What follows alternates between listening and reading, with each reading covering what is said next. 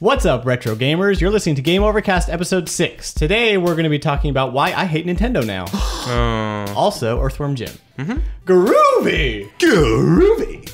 You want to throw a groovy in, Phil? Groovy! That was a good one. What's that from? It's very un-Jim. It was just my own personal. groovy. Oh, yeah. Mine was from the Straight off the dome. Mine was from the video game. Mine was from the TV series. Yeah. Mine was just a little ad. You were just saying groovy. Yeah. This is going to be a groovy As long as Phil's a episode. groovy kind of guy, you know. Sure is. Don't be a square, Phil. I'm down. I'm down for groovy Phil.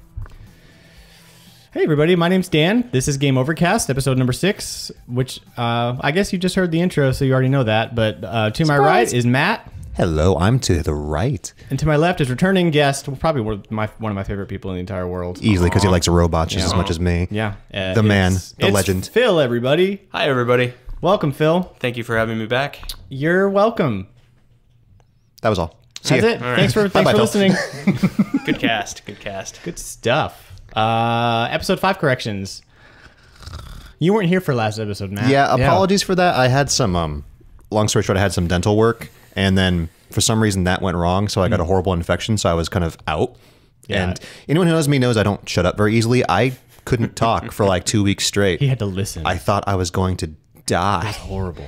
Screw the infection. I couldn't speak, man. I was like, no. But your girlfriend was like, yes, fine. Even she was like, this is weird. It's way too quiet. Oh, wow. Wow, that's bad. She's playing recordings of me talking. It's like the I miss echoes it. of Matt going through the house. That's so great. But I am back now, so fear not. Yeah, last episode was pretty good. We talked about co-op games. You should give it a listen. Matt, did you listen to it? Yes, I did. I was a little bit high at the time, but it was good though, yeah. Good. It's good. It's better to listen to it high, I think. All of the painkillers. Yeah, for sure. I was like, what? I'm listening to a unicorn talk to Salo. What is this? Oh, it's Dan. I am a unicorn. For those who haven't seen me in any of the YouTube videos, I'm actually a unicorn. He keeps the horn. pretty cool. He's like Hellboy. He kind of shaves the really horn off good a little makeup. bit. Really Yeah. good makeup Oh, it's covering lovely. that horn That's up. Yeah. good. You Diversity shine. higher, but you know, a unicorn's a pretty good get. You feel the gap, might as well fill it with Dan, you know? So last episode we talked a little bit about the Toe Jam and Earl remake, Back in the Groove. I didn't have any info about it back then, but now I do. So here it is. They didn't reach console stretch goals, so it's only in development for PC, Mac, and Linux. The PS4 stretch goal was 600,000. Wii U stretch goal was 800,000. I think they only reached like 550. It's all right. I'll be rocking it on Steam just the same. Yeah, It's for okay. sure. I'll definitely be picking that up. Man, I really wish it was on consoles though, because it'd be super fun to be like co-op. I guess you can just plug a controller into your PC. Yeah, Yeah. I would think you'll be able to do co-op pretty USB well controllers. on I do very limited things on the PC, mostly StarCraft, but that. Okay. yeah, we'll see. Gotcha. So I'm super excited for that. real quick, Dan, I was going to mention this, but are you playing Overwatch? Are you going to play Overwatch? So I would love to play the Overwatch beta. Unfortunately, Blizzard decided that this is the first game they're not going to support Mac, so I can't play at it. least they're making the right choice for a change. That's something. I didn't realize you were Mac only. Look, That is look. interesting. I have nothing against Mac, but Mac is truly it's a work conduit more so than anything else. While PCs are much more diversified, and that's just the way it is. I mean, think it's not a bad thing. Nowadays, all computers are pretty much the same. Anything I can do on a PC, I can do on a Mac, and vice versa. Like Except play Overwatch. I can update. I bet there will be an Overwatch hate edition. you so for much Mac right eventually. Or just get it on console. I'm sure it's gonna- You've got PS4 or Because something, right? Macs are pretty ubiquitous now. You're cutting out like a lot of your market by not I having bet it it'll on. happen. I bet it'll But happen. so we can talk about this more later, but I am going to be playing Overwatch, and I'll tell you how after this. Okay. The next episode 5 correction I have is Sayla was talking about Ratchet and Clank being one of the longest running game franchises, or I don't remember exactly what was said. Do you remember what was said? She said something like that. So I must want have to passed apologize to Sayla because I don't mean to crap all over what you said, but you were wrong. Yeah, I mean, The longest running video game franchise is Pong, which was released in 1972. And the most recent game was Pong World, which was released in 2012, which is a 40-year franchise. It's pretty. mind you, it probably should have stayed back in the 1980s. Have you guys played like Pong for the PS1? Is just a unique. I played. There was like a run in the late '90s of like everyone thought it was very clever to do a Pong remake or remix or do their own weird thing with it, and I played a bunch of those. So I played Mortal Pong Bat on the PC. Yes, that one was was exactly what I was excellent. thinking about. So good. Heck yeah. Never played Pong World. Don't know what that is. Nerds. So the most games in a game series, the winner is Mega Man, wasn't it? Mario. Oh, crap. Over That's right. 200 games. So is that just anything with a Mario name That's on it? Mario Party, Mario That's Golf. what it was. Because Mario- when they were talking yeah. about the Mega Man anniversary, he's had the most actual like Mega Man labeled in it, games, as for opposed sure, to yeah. Mario like goes to school and teaches typing. Very close second is Pokemon, Okay. which Believe had like it. just under 200 games, and Final Fantasy was actually fourth. Yep. Which I think Salem mentioned Final Fantasy as being one of the highest. Which That she all was makes right, but sense. There's at I don't least think Ratchet 15. and Clank even made the list. I mean, they only Ratchet have Clank only like has, maybe what, 9 10 games, 10 games under 10, I think? So I don't know if maybe she had a different idea. Just call her in here and be like, just now. Yeah. You know what? I'm gonna do that. I'm gonna go get her. Hold on. Okay. That's cool. So Phil, just- so I'm playing Gundam Breaker 3 right now, right? Okay, yeah. And it is so good. Surprise, folks! I'm playing a game about robots. Best robot game in a while, would you say? Oh, it's so good. I mean, the Awesome. basic gameplay premise is very simple, hack and slash.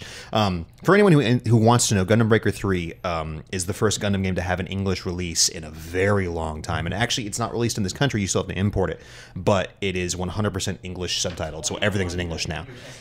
Okay, here we go. Okay. Oh, never mind. Pause here. Pause. I'm going to scoot the mic over here. So she can Sailors, here, you can join me. You can share my fine. mic. We're gonna get Sure, close and fine. personal. I like my mic anyways, whatever. So here are the longest running game franchises: Pong, Mario, Pokemon, and Final Fantasy. Notice I know there's you something mentioned Final missing Fantasy from last that time. list right there, though. What were you thinking last episode when you said that Ratchet and Clank was one of the longest? I think it What was was- probably in here, terms of start like, talking here. woo! I think it was probably in terms of having the same characters run through, which is arguable with Final Fantasy. But according to the Guinness Book of World Records for games, apparently Ratchet and Clank and Final Fantasy. Maybe it's like All right. game sales or something like that. don't- Or Maybe the Guinness Book is just, unintelligent wrong. crap half the time, too, but I'm a... I was just like, because I looked it up and I was like, what was she thinking? Like, obviously she had something in her head. I guess I could kind of understand that in terms of like longest running series where we're not changing the formula every game. Direct kind of a sequels, thing. maybe? Right. Yeah, right. direct sequels, that sort of deal. Yeah, because every Final Fantasy is a different game with different characters and Right stuff. on, so that right makes on. sense. Okay, I just want to clear that up. Thanks, Sayla. Cool. You can. right. Thanks. Lovely seeing you. I love a podcast where everybody's in the same room. There's something about just it feels more I like agree. It's good. Yeah, I can look at you. I can say, "Hey, Matt, I hate you," and point at you. And I can say, "Matt, you're my favorite person ever." And But Gundam's freaking awesome, though. It's like a hack and slash thing with some third-person shooting, but the gag of the game is you're actually playing virtual reality with Gundam models. So as you go beat up other robots, their parts break off. So for anyone who's watched the series or has any interest in just the designs and everything, there are hundreds upon hundreds of variations of things. And the whole point of the game is you take those parts and you build your own suit. And That you is can awesome. paint it and you can change the weapons. So you can spend I've probably spent 2/3 of the game just posing and painting my suit. Then I was like, I suppose I should actually play a level and get more parts, and then back to the room again, man. Back to the garage. Yeah, that's probably what I do too. Remind me after we're done with this. I have like more robot comments to share with you, but we'll get to that post. Exciting. thank you for talking about robots while I was gone. By the way, What did you think we were going to do? Don't leave us alone there. Let's jump into now playing. Good.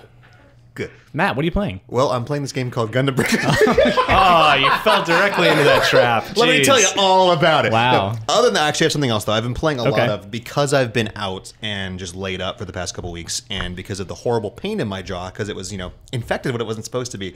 And I had to just sit there for a week and be like, hey, doctor, this doesn't feel very good. Oh, you're okay, Matt. Don't worry about it. So it just, kind of festered and got worse and worse. So I wasn't sleeping.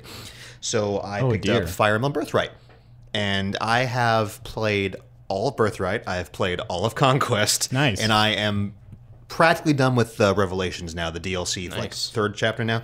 I'm just kind of grinding stuff up. So my thing was I'd get home from work and not sleep and just lay in bed and play Fire Emblem for like 7 hours a night. So I've got like 70 hours on Birthright, 35. And this is like in the past 3 weeks. I haven't played so much of a single game in years and years and years because there's nothing else to do. Yeah. But it's a fantastic game, though. Were you a Fire Emblem fan coming into it? Ish. Okay. I have a huge thing for Ike. I don't think I've ever played through an entire Fire Emblem game before. I love Disgaea. I love Front Mission. So I'm not a stranger to the strategy RPG genre.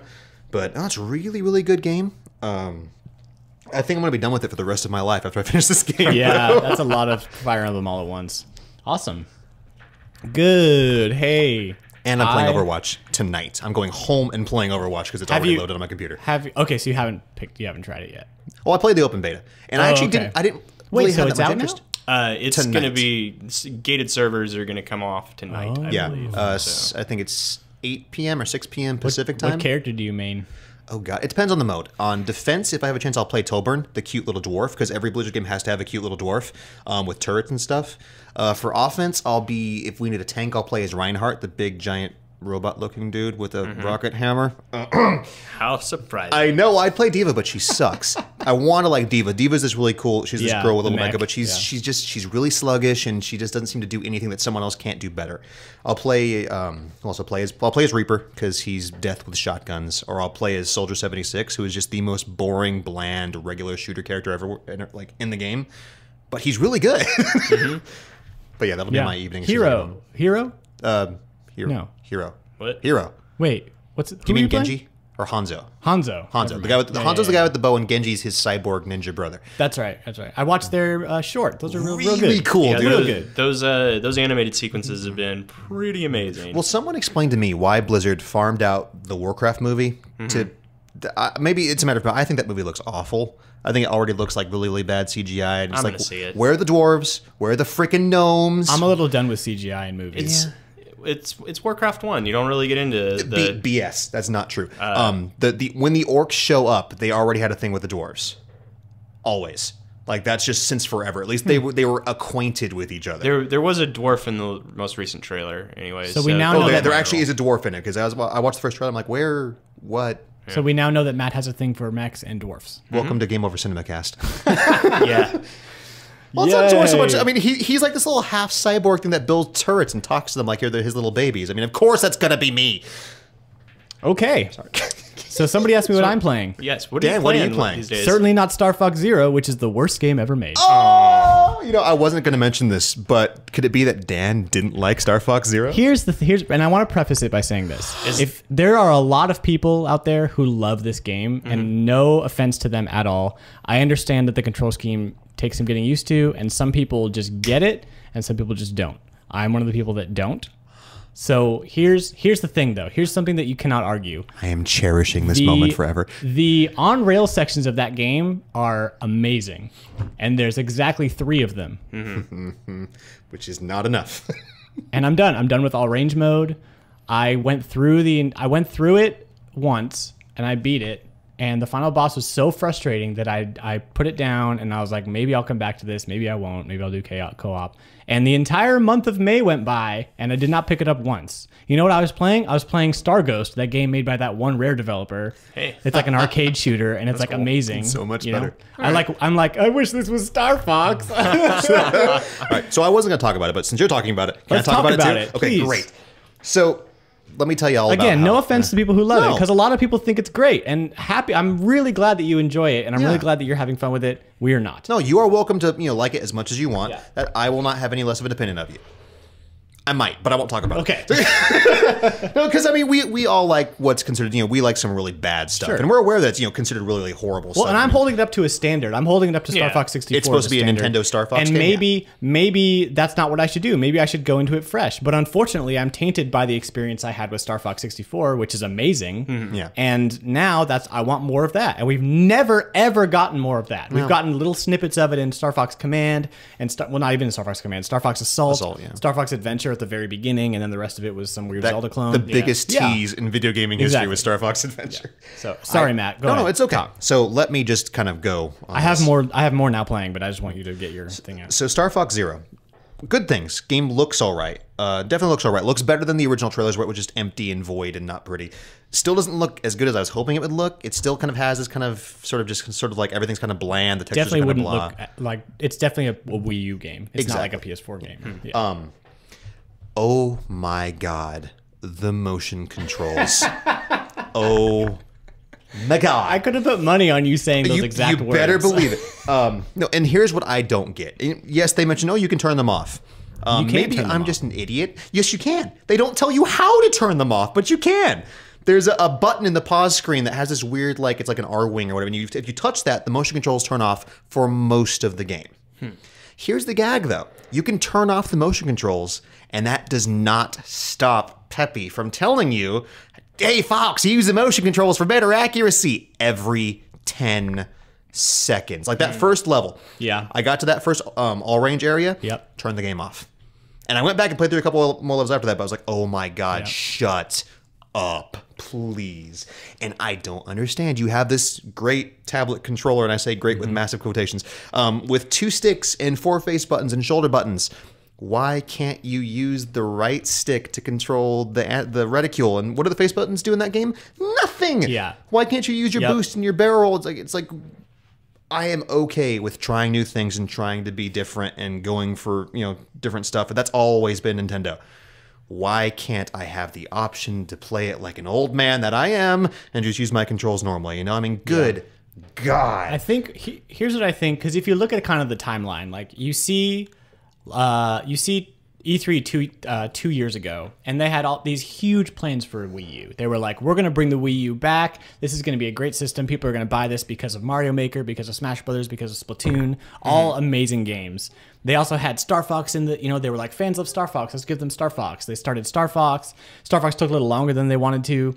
At some point down the line, they realized, oh, hey, maybe we shouldn't develop for this system anymore, which is what they said. Buying. Yeah, exactly. And we could talk about that during our NX, our E3 predictions, which is going to be in the news section. But at that point, they were like, okay, let's just cut our losses, finish what's in the canon, and then we'll move on. So there's no online multiplayer. There's no leaderboards, which a game like this begs for leaderboards. There's no like the local multiplayer co-op is fun, but that's not how I want to play my Star Fox all the time. Like, like I don't always have another person to, I'm not a social gamer like that. I like to be able to play stuff on my own. And it just kind of feels like half finished. And thanks for Star Fox Guard. It's okay. But like I can play 1,000 of those kinds of games for free on Congregate. Yeah. Like, and it's all the same thing. Yeah. Like, you know what it feels like to me? And it doesn't get much, to me, it doesn't get much, a whole lot lower than this. To me, Star Fox Zero feels like a Wii U launch title. Sure. It feels like, hey, let's shoehorn in all these things because it's the Wii U. We've got to do all this kind of cool stuff. Because if you think as the Wii U's progressed, it's gotten much better at using the tech. I mean, Mario Maker is great. Smash Brothers with the level creator was great. Early Wii U games didn't know what the heck they were doing. I wouldn't want to play Splatoon without the motion control on the game. At this point, like I can't play that game without motion controls. It feels like they had no idea what was going on. Sure. And I love Star Fox, and it makes me sad because I really get the feeling. Do you remember when Star Fox, what was it, Adventure and Assault came out? Yeah. And they didn't sell that well, so like we're not going to make a Star Fox game for a while because you guys didn't want to buy it. Same thing's going to happen here. We're not going to see the Star Fox for a decade because we didn't love it. We didn't pay a lot of money for it, even though it kind of sucked. Quite possible. We'll see. Well, and the funny thing is, us, as far as like GameCube generation Star Fox games go, they were just kind of trying to find what worked with Star Fox. Yeah. Because it's not like people wanted to play on-rail shooters at that point. Yeah. Like Sin and Punishment didn't sell at all. And it's just like, that's a shame. That game is pretty awesome. Yeah. So with Nintendo in mind, let's get to what's going on with me because I'm obviously heated about something. Yeah. So, as some of you may know, the Wii U and the 3DS are my only consoles. I also play a little bit of PC, but not enough to really justify that as like I don't go off and mod everything and go crazy and spend a bunch of money on my computer. I have an editing rig which I use for video editing, which is pretty good, but not enough to play like crazy PC games. And like whatever. So when Nintendo says to me, "Hey, the only game you're going to be able to play for the next year is a Paper Mario game." Sorry.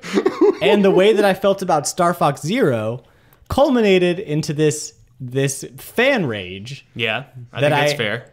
Normally, I'm a pretty level-headed person, and when people get really stupid on the internet, I'm like, listen, just calm down. It's just a video game. It's fine.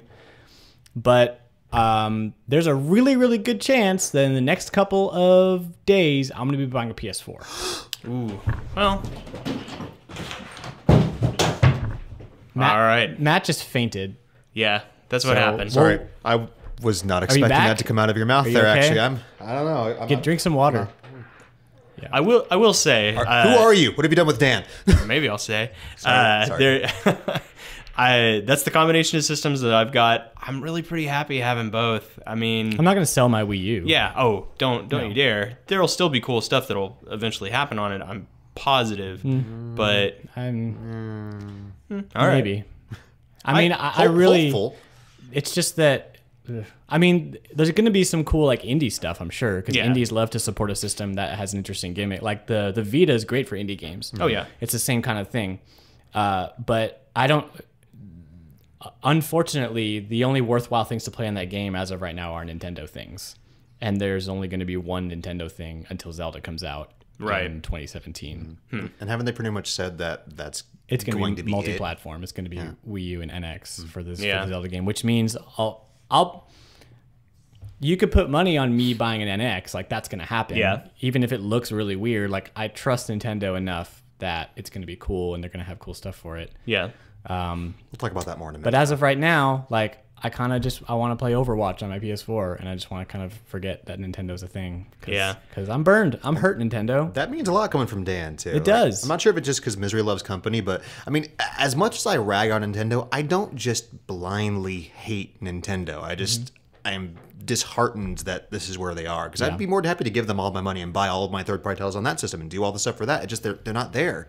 Yeah. You know, they're not letting me give them my money at this rate. And it's very saddening. And So it's sad, and I'm sure there are tons of you out there that are like, what the heck, Dan, Nintendo's awesome, and whatever, E3 is going to be all about Zelda, and we love Zelda, and I love Zelda, and the new Zelda looks incredible, and we can talk about that during our E3 thing, but like, do not need a whole E3 right now, thing about Zelda. right now, as a fan, I'm hurting, so I'm going to go ahead and play in PlayStation Land for a while, and I'll wait till Nintendo gets better. I'm hoping we'll see some more virtual console stuff at least. I think that's been long overdue. I hope so. I mean, that's what I've been playing mostly. Is I finally after having failed several times to port over my virtual console stuff from my old Wii to my Wii U. Really? Yeah, I never got it to work. Couldn't find an SD card that they would accept.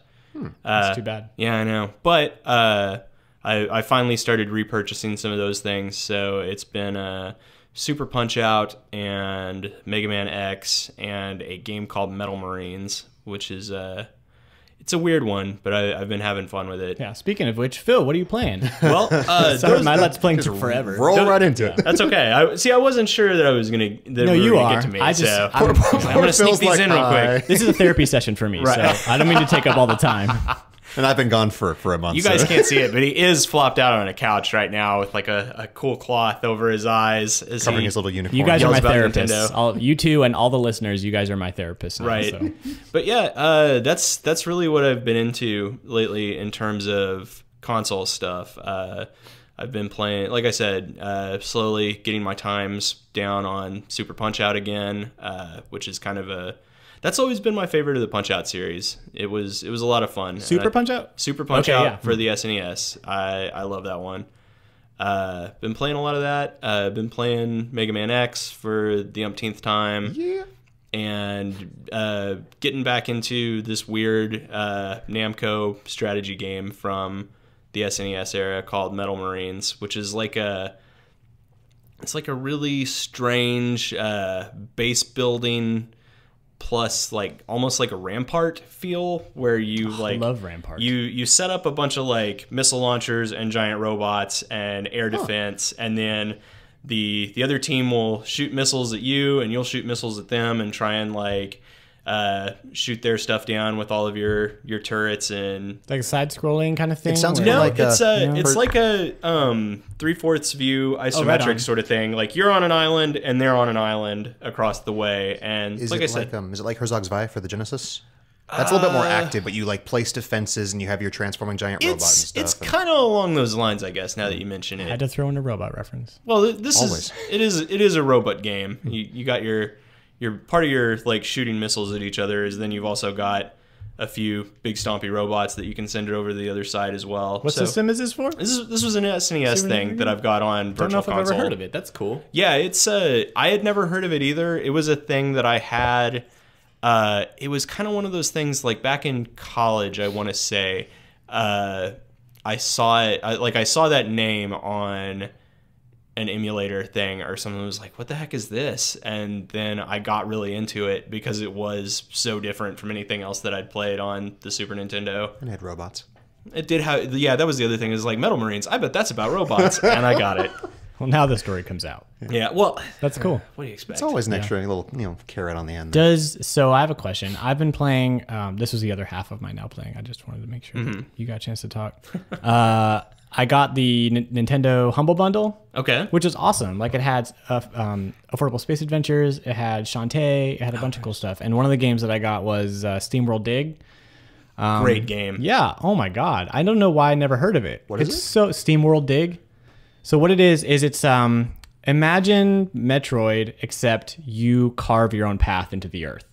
So you have a pickaxe or a drill or other weapons, and you kind of drill your way down. And there's like, you're really making your own path for this world that you have to explore. It's like that level in Earthworm Jim 2 that we're probably going to talk about later. Yeah, exactly. Except very it's much the like whole that. game, Yeah. and it's all kind of like, you know, very, very squared off. Yeah. Everything's divided up into little chunks, but it's a side scroller. There's a little bit of like, it's really interesting because like I end up kind of digging myself into a place where I can't get out of, and I have to like figure out how to like get out of it. Yes. And there's tons of areas where they put enemies in really clever places where you know you're gonna have to dig down to get to this thing, but in order to get there, you have to pass this big like crevasse full of enemies, and like, you know, at some point you dig far enough where there's just this drop off, and you can't go further other than to hit the drop off, and you can't get back up. So you're kind of like, okay, I guess I'm in this other world now. Like, it's really, really, really well done. Really interesting. So would you call it a Dig Dugvania game then? You know, Wow. almost. Oh my yeah, gosh. it's got that sort of vibe. I've never heard it described quite so well. I think that really covers it. But yeah, have you gotten all the way through it yet? No, I just I don't want to spoil anything. I'm pretty far, but I'm Yeah, not all the way through it. It's a like, I mean, you've played a bunch of it. The story's not blown anybody's mind, but Is the ending good? Because it seems like it's building up to something. It's an ending. Like you'll get through and be like, I love okay. the characters. Oh my Yeah. god, the characters keep me coming back. Art direction's very very cool throughout. And this it. developer came out with a newer game recently called Steamworld Heist. Have you played it? I have not played it. It's been on my list of stuff to play for a while because it looks really neat, I think. Totally different genre. Yeah, like same a, character. like a side-scrolling, tactical, turn-based thing.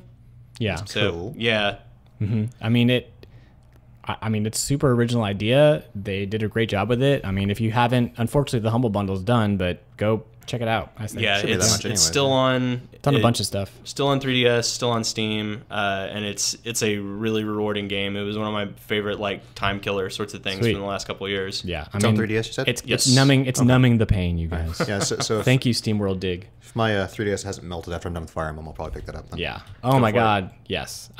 Phil, anything else you're playing? The only other thing that I'm playing right now with any seriousness is a thing on PC called Age of Wonders 3. It's a 4X thing. It's one of those like, I really want to stop playing it, but I've invested like nearly 300 turns in this stupid empire building game. It's like, well, I'm gonna see it through, I guess.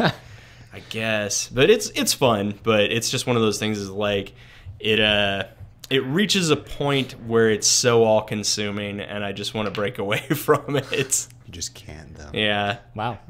good stuff though. Sorry. Eh. I'm sorry you're playing that game. Sorry, I'm having It's a fun. good pain. Yeah, exactly. Man, if you guys have any PS4, I need Other to than be the cheap basics games, like Uncharted 4, but I'm that's not like- gonna. I don't know if I'm gonna play it. Darn, that game is good. and it's Yeah, beautiful. but I haven't played any of them, and I mean, I guess I could get the Nathan It Drake actually like collection. goes through like it has I don't want to say like little prologues, but like the beginning of the game as he goes through and like Yeah. talks about his past adventures and stuff and That's everything. cool. It's an Indiana Jones movie. Actually, I mean. what I've heard is that people who have played all the Uncharteds don't like 4 as much, Really? and people who kind of started with 4 Really? love 4. They're like, this game's amazing. I mean, it's just Oh my it's gosh. more of the same. That's I mean, Right. It's kind So of if, it ain't broke, if don't you're fix coming it. back to Uncharted, you're kind of like, oh, it's more of the same. But if it's new to you, But it's like it's more of the same that best looks like graphics it's you've like ever seen. It looks like it's like real. Like Yeah. I know there's always like it looks like it's real, but I'll watch cutscenes in that movie which are in engine, so it's not really a cutscene, and I'll think to myself, did they just slip in a real person there Yeah. really quick? Because it looks good. Wow. I guess I'm Yeah. technically playing that now too. So but I mean, I guess I'll be doing probably Fallout 4 because Fallout 3 was like one of my favorite you games should play last Infamous. generation. Second Son was really really good. Infamous? Yes. Oh my god, I love Infamous. That was probably my favorite game on the PS3. Infamous. One of the best, yeah. Sucker Punch is one of my favorite developers ever since freaking what was that N64 game, Rocket Robot on Wheels. Oh yeah. Oh my god, probably one of the most underrated, underplayed platformers on that system. Darn good game, So freaking good. I want to do a whole episode about it. Maybe we will. Do that. Overwatch for sure. Battlefront. Ratchet and Clank. Battlefront's meh. See, well, It's fun, but I have a friend who's into it, and he plays it all the time. Well, that'll help, and I'm a right. super huge Star Wars fan, so it's not like There's another one coming out. I don't know if it's Battlefront, but they're saying there's another one. Oh, like a Star sequel? Wars, yeah. Yeah. And you have Battlefield 1 coming out at the end of the year, which is going to be awesome. okay. We'll see. I'm not super into the whole shooter thing. I'm World War One though, you can ride a horse and there's biplanes. Oh, if I can ride a horse, then of course I'm gonna play. Let's see what other. I mean, you're like anti-mechanical Dan over here. Well, so. I want to like I went on Reddit and I asked for recommendations based based on like I like Metroid and Mario. So and how many Zelda. people told you to F off just because you were on Reddit and you were asked a question? No, like as long as you're polite, I haven't had any bad experiences on Reddit. Especially if I'm like, hey, I'm new to here, you know, help me find some cool games. Maybe I was thinking about 4chan. A lot of people said Ratchet and Clank since I'm a Nintendo it's fan. really, and it's cheap too. It's only $40. Mm-hmm. Are you enough of a fighter fan to enjoy Street Fighter V? Nope. Okay. Well, it's a shame. It's really good. That much. If I was, I thought it was good. Like, is it like Smash Brothers? No. Then no. I'm not. Yeah, I mean, you have No Man's Sky. A lot of people. Than a month. Oh, gosh, a lot of people said, "Oh my god." I gotta tell you, I got super into looking up No Man's Sky stuff, and so you and I are gonna have some fun pulls with you that. in, dude. Yeah, it's like, what is this? What am I gonna? I want to do this. Like a koala bear goblin. What's that car soccer game? Oh, Rocket League. Yeah, everybody's been that's a saying blast. Rocket League. Just let me know. Yeah. I play that every other day. Just sometimes. Yeah, like, so you know, play basketball. We'll see. now. Next episode, I'll let you know if I actually jumped on the train. But that's so far right now. That's the Sweet. plan. Yeah. Let's take a quick break, and then we'll jump into a news discussion, which will be 99% E3 prediction stuff. Bye. Groovy.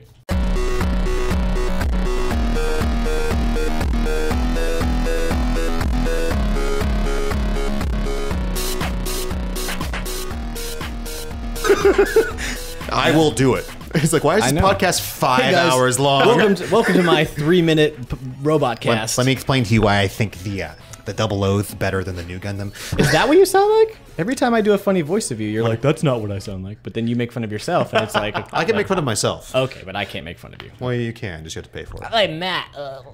Which version of the ball was your favorite? Every version. Best mobile suit ever. I literally have no idea what you guys are talking about. There's a mobile sorry. suit called the Ball, and it's is. literally just a capsule with these little dinky arms and a really crappy cannon. That's whole job is to just die. It's hilarious. Are you watching that anime?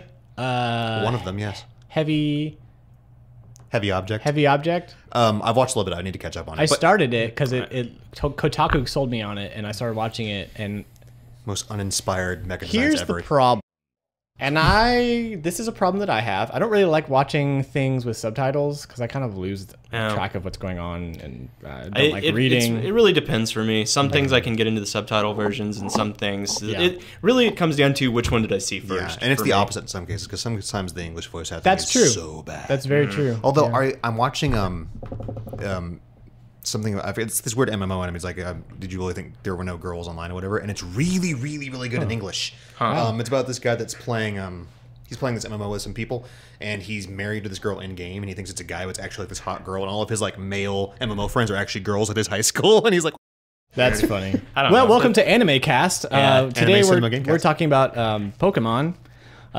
There's 3 new starters for your new Pokemon games, Sun and Moon, which I'm super uber excited about. So there's something to be excited about. Yep. you know, there's But that's really Pokemon. That's Pokemon Company, not Nintendo. I'm so. pretty pumped about the new starters, and I can't wait to see The what else gameplay they're- footage looks awesome. It Yes, looks like it a does. 3D. Yeah, I mean, Looks it's really more of good. the same, but I mean, it's what you kind of expect from Pokemon. That's what You've I watched want. Code Geass, right? What? Yeah.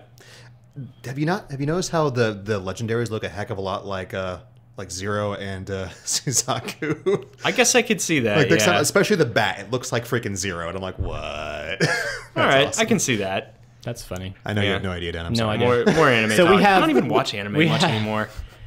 We have Rowlet the Owl, which is a grass flying type, Stupid cute. which is It awesome. really is. What a great typing. It's an owl. Yeah. Amazing.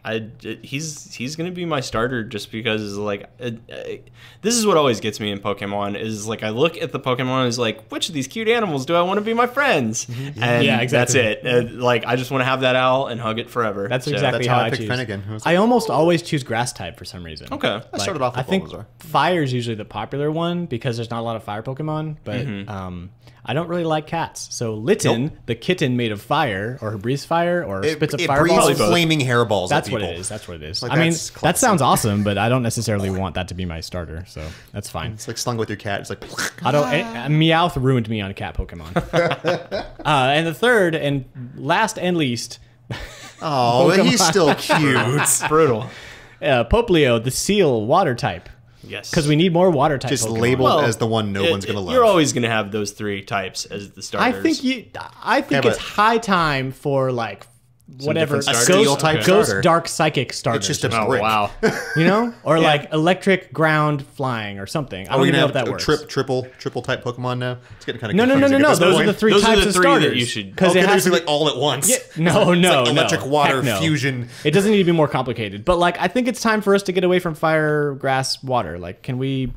Maybe kind so. Maybe, who knows? Maybe the next one will be a total curveball. We keep hoping, but it never is. We'll see. But we keep buying it just the same. Yeah, I'm Hey, excited I still for like it. Pokemon. The Yeah. footage looks great. I love Pokemon. Yeah. I bought all the last couple ones. I'm gonna keep buying them. Pokemon is something that I played as a kid, and I will never get old. I don't know if I'm gonna. I never bought a Sapphire or Alpha Sapphire or whatever Ruby. I played X and I played the heck out of X. But that's what I'll do. I'll pick up the Pokemon game and play it to death and be done for like 6 or 7 games because it is just the same thing, and that's not a bad thing. But I don't feel the need. I do need to be in the mood. Yeah. Like, Yeah. You kind of go through these moods where you're like, I want to play a Zelda game, and I want to play a puzzle game, you know. And Yeah. so Pokemon definitely needs to be. I'm glad that they're starting this early because I have to be hyped up for it, which I totally am. And it Yeah. sucks that it's like November. Yeah. But I'm gonna need something to play for the next 3 months. So let me know if there's a new. Anyway. Every time he turns on his Wii, you know that's the reaction. It's like Yeah, there's exactly. nothing here. I guess I'll fire up Smash Brothers again and lose online as Donkey I'll tell you Kong. what though, if they introduce the new Mecha type Pokemon, just let me know and I'll be right there with you to play it. Oh boy. Is there? I'm trying to think if there's a robot. I mean, There are like, a couple of robot type Pokemon, but There's they're some like electronic. Golem things. that Yeah. were cut- yeah. There's, I don't know. It's not really Just gonna happen. I It's just like a like the dream. cute ones, I guess, Like for a the most cute part. robot. I like the cute ones. with like a little clockwork key in the back. It's like hello. Yeah, there's still a soft Really spot in cute. my heart for Pikachu. He's the Like original. anorexic Pikachu or a cute like old chubby Pikachu. Don't matter. I'll take Pikachu as is. I actually think what is it? Dedenne is the superior electric mouse now. Yeah, I think he's way I mean, cuter. there's better electric Pokemon. Yeah. Oh, you're talking about a Just cuter. in terms of like it's a mouse and it shoots lightning. I think Dedenne is cuter. Which one The is that? cutest- I don't do the names that one. He was in X and Y. Is it the flying one? Or? No, Emolga's pretty cute Yeah, too, though, he's isn't cute. it? Yeah, he's another like electric mouse. He's got kind of like sort of lightning whiskers? bolt whiskers Yes, kind of okay, I know what things you're and talking a about, plug tail. It's great. Yeah. Oh, but I remember Pikachu- when- Pikachu's more like a cute little football of love, though. I remember when they first revealed some Pokemon for Gold Silver, and there was Marill, Yes. and everybody thought, and at least within my circles and my friends, everybody called him Peekaboo. Yep. Yep. We thought- I remember that. It's like a side evolution for We Pikachu. were so ready for Peekaboo, but he never. It was Marill, which is weird. What So about moving swiftly on, Shadow of the Beast remake for PlayStation 4. actually pretty good. I heard it was not actually. Yeah, No. I heard didn't nothing play it. positive about it. I've expected it to be absolute garbage. It's not Yeah. terrible. Granted, Like it, huh? I didn't play it. Did you play it, Phil? No, I haven't played it. I had a very limited amount Mm-hmm. of exposure to the original, which was mostly Which down- system? The one that I played was it Amiga? Yeah, that was the original. Yeah, I played a bit of the Amiga, mostly because I had a roommate at one point who was like, "Oh, you've never played it? You got to check it out just for the soundtrack." And that's pretty much my exposure to. A lot of people played it on Amiga when it first came out, especially in Europe. And then the other big port that everyone played was the Genesis version, Okay. which is interesting. Okay. It kind of matches the Genesis's whole like adulter Gritty, mantra gritty because kinda it's style to violent it, and all sure. that. It did not come to the Super Nintendo at all. It was planned, but it never came out. And the funny thing about the Genesis port in North America is that they never fixed the frame rate, so it's still running at 50 hertz. Oh wow! So what that basically means is the game runs 16% faster, Much harder. which game. makes it so hard to play. Like I heard people were just like online, people were just like, this game is That's the version impossible I at played 50 a lot hertz. of. Yeah. So it's like serious. So obviously you can fix that now with emulators, but Yeah. yeah, it's a very combat heavy game. Yeah, no, game's not terrible. It's not great, but then again, I'm also comparing this to other wonderful ports, like everyone's favorite PS3 game, Golden Axe, which is so compared to that, it's okay. Yeah. Right. Okay. Very like metal, like Yeah, it's like you Yeah, really shouldn't port inspired. games like this and remake them Yeah. just because it's never good. But this is one of the better attempts I think I've seen. Apparently the developer was just a huge fan of the game, like the creator of this port. He's just like, yeah, I just got the license and just wanted to make a game. Hey. Well, Why all right. you More did. power to him for You that. have the best impersonations of people Yeah, in the world. this is how I talk. So, I'm Mr. Developer Man. I may develop a game. Exclusive to the PS4. All right. Way under the when I radar, buy my though. PS4 next week, I'll be sure to Right. pick that up. Maybe, probably not. Like I saw that it was out just on a whim. Like, whoa, Nice. this came out. How much is it? Who knew? I don't remember. I think it's like $20 or something like that. When I checked the Game Over website online, we had the Genesis version. Oh, yeah? Oh no Yeah. no! We had the Atari Lynx version. I'm sorry. Ooh, It was like high $10 or quality. something. So Yeah. if you have an Atari Lynx, go out. Actually, it's probably sold by then. One of the 8 people that has a functioning Atari Lynx. Because Atari Lynx games just sell right off the shelf. It's crazy.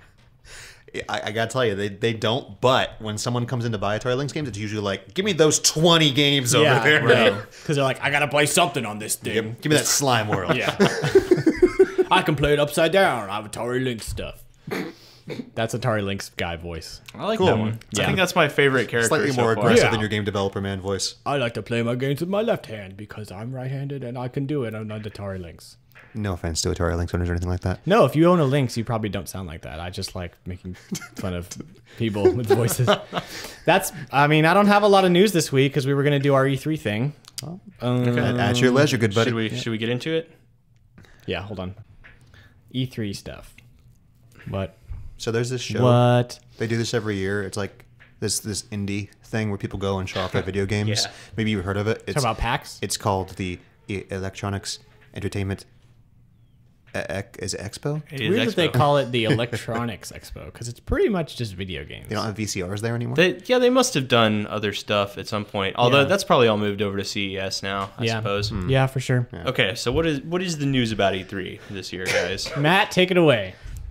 Okay, well, I'm gonna go straight positive here. I am super excited to see what Sony's gonna do this year. Yeah. Because we're gonna get to see whatever this mysterious PlayStation Neo or 4K or Dolphin or whatever they're gonna call it. This Has that time. been confirmed or is it just a rumor at this point? Like a confirmed rumor. PlayStation 4 Neo is like the update version. Like it's not a new thing. It's just like an upgrade on the PS4. Yeah. And it like apparently like there's not going to be any games developed specifically for it from what I've read. It's just going to be this is a slight upgrade on the hardware. So it's confirmed? Confirmed. Yes, it that does is exist. a 100% real thing. Exactly what it does and in what way is not, but the way everyone's assuming is going to be because there is a slight upgrade in the memory and the GPU. Everyone assumes it's going to be like 4K the game or- comes out, possibly 4K, but raw 4K output. This thing doesn't have near enough juice to do it. So maybe there's going to be an upscaling of some kind. People like I'm assuming Maybe it'll at the just very run least, faster. It'll have like Maybe. better frame rates, higher resolution perhaps, or Because these like things will run PCs are cleaner. totally scalable, so Exactly. That's what I'm hoping it's going to be. Either way, I'm very excited because I am way on the Sony gravy train fan boat here just because I love my PS4 they've been killing to it death. this generation. Yep. Yeah, I'm actually really excited to see, and this is kind of a, like before I even considered buying a PS4, I could give two craps about VR. Like I was kind of like, that's cool. Yeah. Until I got to try it at my friend's house who has an Oculus, Kind of changes your mind a little bit. and You don't I get was sick. like, this is the future. Oh my gosh! Like it freaked me out. It was so cool. I've got to admit, I'm very interested in VR stuff kind of in long term. I'm not an early adopter on this. I have not seen anything yet. It's like, wow, this looks like an amazing idea. Well, but- normally I'm not an early adopter. Yeah. But with the prospect of a PS4 and PSVR coming out in October, October-ish. Sounds yeah. right. like, I mean, it's kind of expensive. I don't want to really drop another amount of money Amount on of a another console for the Yeah. headset. Yeah. But the prospect is there. Like, if I already have the hardware, Yeah. like, what? Like, I really hope they show off something that's going to make me be like, I need to do that in VR. Like, I gotta tell you, I didn't care that much about VR. Like I've played with the Oculus Dev Kit a couple times, and it's cool. But I was like, unless there's something really, really awesome to blow my skirt up, I don't care. And then they said, oh, by That's the way, true. we're gonna have Res on PSVR. Oh, yeah. That'll be pretty amazing. I was like, okay, and then let me just write you that check or that's whatever. true. I guess as a concept, I'm in as a concept. Like, it seems amazing. But you're right, having that one like killer app where you're like, this is The Legend of Zelda in VR, like, you know, like a while ago people were predicting that No Man's Sky was going to be VR. We have not heard one thing about that. So maybe that's something they announced at E3. Possible. Sean Murray's being smart though. He's not drawing focus to anything except for the core game. The core game right now is what is primarily important. So That's if VR's true. coming, it's Yeah. probably coming after. So you the know that's fact. going to be like solid. Exactly, Yeah, and for that's sure. all that matters to me. Bring that out. Let it sell all kinds of crazy so you can either do another one or add stuff like add concrete multiplayer, add VR, add anything else to it. Just give me all the No Man's Sky, baby. Yeah. Just let me rub it all over my body. I don't care. Oh, that's gross. Yeah, go do it too. Just gonna be sitting there like, ooh, spaceship. Just take the disc out and just. I'm literally buying this game twice, Dan. Okay. Wow. Yep. All right. Welcome to Game Rubbing Chest Cast. Game rubbing cinema anime cast. Today we're going to be talking about No Man's Sky. Here, give me the baby oil. So what else we got from E3? What else is going There's on? that. If we're still talking about Sony, there's that super awesome Horizon Zero Dawn game they have coming out from the boys the guys who did Killzone, right? Isn't that Sledgehammer? Really? That's Sledgehammer, or is it? I forget. That sounds right, actually. I swear it's Killzone people. Yeah, I was kind of hoping we'd have seen that out already. Like, that was one of the things that I came out of last E3 super excited about. It still looks amazing. What is that? It looks What's like it called? It's called Horizon Zero Dawn. Yeah, Horizon Zero Dawn. which is like the so it's the horizon, but there's no dawn. Right. So it's eternal night. So we live in Alaska. It's named, Dan. Be quiet. It does seem like one of those kind of incomprehensible, translated poorly Japanese titles, but no, it's a Western developed thing. You're basically like a post-apocalyptic future caveman, essentially, cavewoman, I suppose. But so it's post-apocalyptic, like extremely post-apocalyptic. It's like reversion, though. Yeah. So you're this like tribal species who make stuff out of like road signs and telephone poles and crap and everything. Bunch of stuff like that. You have my attention. Landscape is dominated by weird like robot animals. Like it seems as though Matt's in.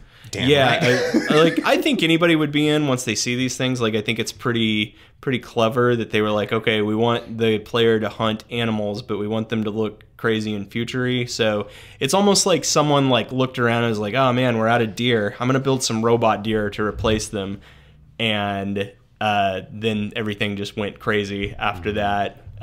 So yeah, it seems like you're fighting with a bow throughout most of what we've seen of it. Kind of a There's been a lot of caveman stuff lately. Yeah, that is true. There was a Primal as well. Cool. Sounds interesting. I don't know. It looks like it has kind of like a Monster Hunter vibe.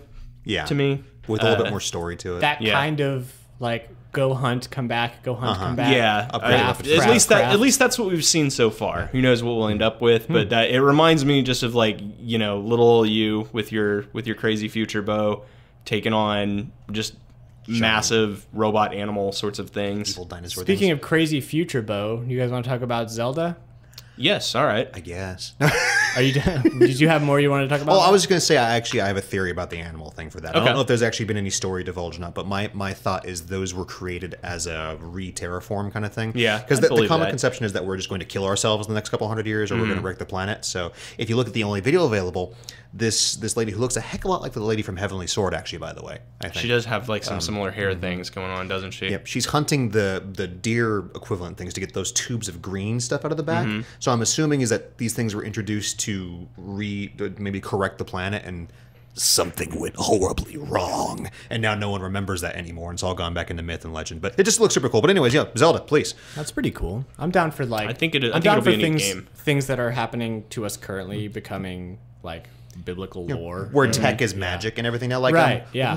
There's the series on MTV that's doing that, actually. I forget what the name of it is now. It's the sci-fi fantasy one. God, I can't remember. Where's Jose? He knows. But anyways, That's cool though. It sounds interesting. but let's talk about Is it on PS4? It is. Yay. It's exclusive. I'm gonna buy everything for PS4 now because Sony's my new favorite. Well, company. let's discuss Nintendo and the one game they're going to have at E3 this year. Yeah, I think they're gonna have more than one. I bet hopefully there will be a couple surprises. Yeah. But Oh, yeah. thank God there Let's is, talk yeah. about what we got.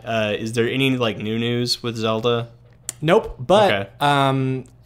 we know we can talk at NX too because Okay. there is a little bit of like interesting things to talk about The there. rumors and the lack of it being at E3. I am so sad. Well, no, but even yeah, it's not going to be at E3, and this is our E3 prediction part. I mean, as far as Zelda goes, what we know is that Kojima is inspired by Western Kojima? developers. Kojima. Hideo Kojima's making Zelda? Hideo Do Kojima. tell, Dan. Yeah. All right. Well, You heard it first here. I gotta leave the office and pre-order that somehow. Right now. Who am I thinking of? Are you thinking of The Miyamoto? gentleman's in Kendi charge. Kanjo? That is the music guy. Are you No, thinking of that's Miyamoto? Koji. No, the gentleman was actually in charge of Zelda now, whose name I do not remember, but it's definitely not. It's Oh, none of the man. people you've mentioned so far. Inoma? Would you like a timeout to Google this? Hold on. Okay. In the I'm meantime, gonna we can talk Google about what we know about it. Zelda lead developer. The open world aspect looks really, really cool. It too. I'll does. give you that. I think. I mean, everything that we've seen so far looks I'm a really Zelda cool. fan. The like I like Zelda. the one trailer that we got where Onuma. Onuma. Okay. Onuma said in the Koji. interview that he's very much inspired by Western style games for this entry. Hey kids, Zelda the Which Mass gets Effect me, edition. which gets me excited because it's like people have been saying forever like Skyrim and Zelda would be a really cool mashup. So, yes, Matt, do you have a question? I just wanted to pop in really quick because that sounds really cool. But don't forget that several months ago we were sitting here saying, "Hey, remember this? There's this Xenoblade Chronicles game where the developers were very inspired by Western RPGs, and it could be really, really good." And that game ended up getting really boring after a while because there was no story. It was all grindy. And I'm not saying that's going to happen, but let us be cautious. I don't think. See, I think the saving grace there is that even if they're inspired by Western stuff like It's still a Skyrim or Zelda whatever, game. yeah, they're not going to put in a leveling system. There's not going to be a grindery sort of thing. You're right. I wouldn't there probably think. won't be. No. No, and I think what they mean is that like 2016 is the year of open world games. Yeah. Oh yeah. Or 2015, whatever. That's almost They've just every keep year, happening. though, 'cause 2015 was Sandbox the year. games is the thing. It has been for a long time. It's like, how much bigger can we make this Well, sandbox? I wouldn't say. Yeah, I wouldn't say it's been the thing for a long time. I'd say more recently, like every game has Last to be couple of years, I'd sandbox. imagine. Yeah. Like this generation has been like sandbox, sandbox, sandbox. Even Yeah. towards the end of PS3, Xbox 360, you had Red Dead, Yeah. you had the several Crackdowns, you had both Infamous games, you had Prototype 1 and Yeah, 2, true. Yeah. Red Dead, which we're hopefully getting a sequel Yeah. for. Oh my god! Yeah. Isn't there a new Crackdown coming? Crackdown as 3, well? which another game that we saw once at E3 and then Yeah. just disappeared for Yeah. Yeah, but I mean, if you look at a game like The Witcher, which did a really good job of that's right, being Witcher. big, but also Yeah. filling every nook and cranny with something interesting. Yeah. hour plus I mean, I would not mind at all playing that. another game. good PS4 Heck game, by the yeah. way, Dan. Witcher. Yeah, I don't. Yeah, we'll see.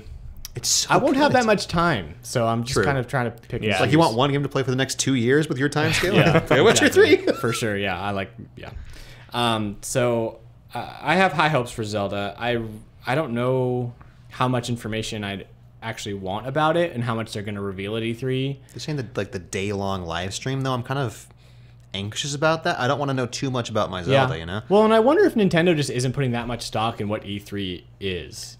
You It know, seems like they've been kind of They haven't backing cared away for a while. slowly for a while. Yeah, I think it seems like they've mostly released stuff on their own terms, like in a different. They do the Nintendo Directs on their own terms. and in a yeah. different approach to business, they would have waited to drop the Pokemon bombshell Sure. at E3. I mean, obviously, like I think they announced it like what on the anniversary date or whatever, which that's cool as well. But I mean, I think a lot of other people would have just like kept that in the holster until E3, or at least said like we have a big Pokemon announcement at E3 or Yeah. whatever. Well, and even So- was it 2 years ago when they did it was last year when they did the Nintendo World Championship thing, like outside of E3, just as yeah. their own thing. Yeah. And that was awesome. Did you guys watch that? Yeah. It was so fun. And we saw like the first like things of Blast Ball. They played Splatoon. They played Smash. And it was like top They had all the players. crazy Mario Maker stuff. It was great. Yeah. Like it was super fun. And they're just kind of they're sort of done with E3, so I don't even know how much stock they're going to put in it. I don't know, dude. I really think because other companies have had like Battlefield 1, the trailer for that was before E3, and they did the Call of Duty Infinite Warfare thing before E3. There's a difference between I think trying to jump the gun and just ignoring what a very large portion of the world is looking to for the latest gaming news. And I've said it before, I really think Nintendo's insistence and their just determination to have to do things their own way is really biting them in the butt this year. I mean, this is looking Yeah. to be their worst year financially since they got into the video game market. They've been closed off. Yeah. Since the Wii, they've just kind of been like, we're just going to do our own thing now. Yeah. Which was successful on the Wii, but now mobile's killing them. It's so killing like, them. And then lack of third-party support is murdering the Wii Yeah. right now. So it's just interesting how there's sort of this idea of like what the games industry is and how Nintendo's just taking no part in it, where pretty much Nintendo fans are playing Nintendo games right now. And so they're sort of, I guess at this E3, in a way, they're trying to cater to that. But you just kind of like pooped all over me. You were kind of like, you're not going to have any games to play for the next year, but here's Zelda. It's like, Well, I don't know how I feel about Well, it. here's what kills me about it is I love Nintendo games. I love that kind of stuff. But there's a point where a man cannot survive on 1 or 2 good games a year. Tell me about it. Exactly. That's the thing. especially other consoles like PS4 and Xbox One, what's making them thrive is they've got some really good. I say PS4. I'm not a big fan of Halo and Gears, and that's all the Xbox One has. But that's a whole different story. We'll get to Microsoft, but they have tons of third-party support, and it's not just games; it's the apps. I mean, it's your Netflix, it's your Crackle, it's your Hulu, it's your Crunchyroll, it's all this stuff. My PS4 is my everything. Wii U has right all that too. Wii U has Netflix and stuff like that. It has Crunchyroll now. It has Hulu. Do they finally have all this stuff on there? I know they had. They Netflix. do have it all on. Do they have Funimation on there finally? And they don't have Funimation. I don't know about that one. I mostly use Netflix, not gonna lie, but like I've got that and a couple of my other little like specific network things. But and this might be specific to me, but I don't need my console to be anything but a game console. I have a web browser for everything else. I do like it though, because I mean, there. it's just kind of nice to. Well, part of it might be that I've just never had a choice. Well, fair enough. Because I've always been a Nintendo fanboy, you know.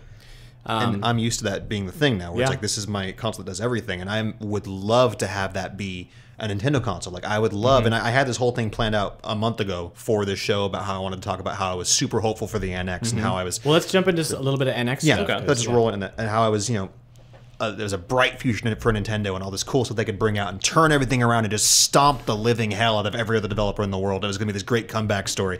And they were going to have a lightsaber. It was going to be awesome.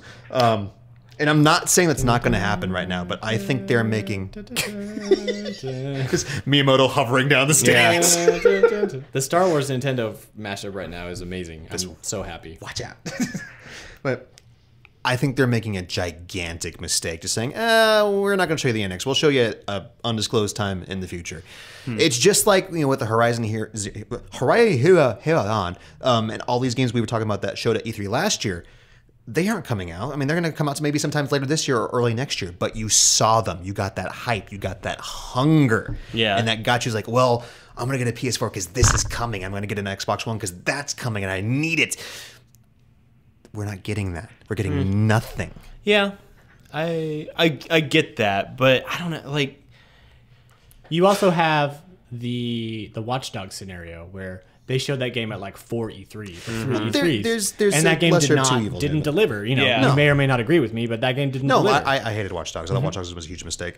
It would have been great if it would have come out before GTA 5, but it felt like it was running off of a slightly modified GTA 4, and it just failed. But that's a case of delaying things forever, which is also one of Nintendo's really, really big problems, is, just release the game. And I appreciate the dedication to quality. I really do, because everything Nintendo, whether I like it or not, is usually Starbucks very polished. Right. And something about Blizzard stuff with Overwatch, the same thing. All Overwatch is an arena shooter. That's it. But is the prettiest, most polished arena shooter I have ever touched. Yeah. I'm addicted to Hearthstone. Hearthstone's ridiculous. Oh my god. Yeah, I could talk about Blizzard stuff for Still haven't hours. spent a dime on it though. And that's amazing. Yeah. That's really amazing that you can do that.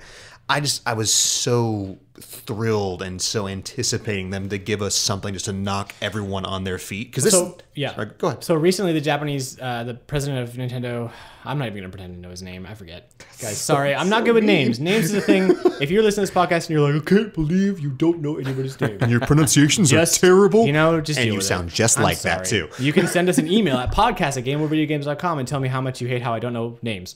He said that the NX is going to be a, quote, new way to play games, end quote. Cool. I'm very curious about that. I don't know. I just want to know, What? Yeah, that's what I mean. Just what is it? I'm okay with them not showing it at E3. Obviously, I'd like to know more sooner rather than later. Yeah. But in some respects, and I think both of you were very right that maybe they are kind of like, by trying to play by their own rules, maybe they are messing themselves up a bit further. But why should they have to like fight for airtime, fight for the spotlight against everybody else? Particularly if they are saying like, we're coming in with something that's gonna like just totally change the category. Maybe you don't want that put up against. I guess at the end of the day, if it is gonna be a game changer, then they don't have to be at E3. But here's that's the what catch, I'm saying. Though. Here's the catch with that. And Nintendo still has some credit with me where I'm willing to believe them, but the Wii U was a game changer and was this thing, and it didn't work. And they can't just rely on whatever their magical idea is to be that big game changer, because it could be another Wii U and it could flop miserably, and they'll need all the help they can get. I want it to be amazing, But this is Nintendo. It could be this thing where it's like, oh, yeah, you have this biosensor. You plug on, you clip to your nips here, and it tells you how good you're doing. I mean, it could be something really cheesy like that. Right. But all right, think of this. All right, let's do a little thought experiment. Okay, think of this. All right, so Nintendo surprise has the NX at E3. Okay, say here's the NX. It's like the rumors are. It's this awesome console where it's a handheld, so it's going to take the place of your DS, where you play the same games on handheld and on console. And there's these cool little cartridges.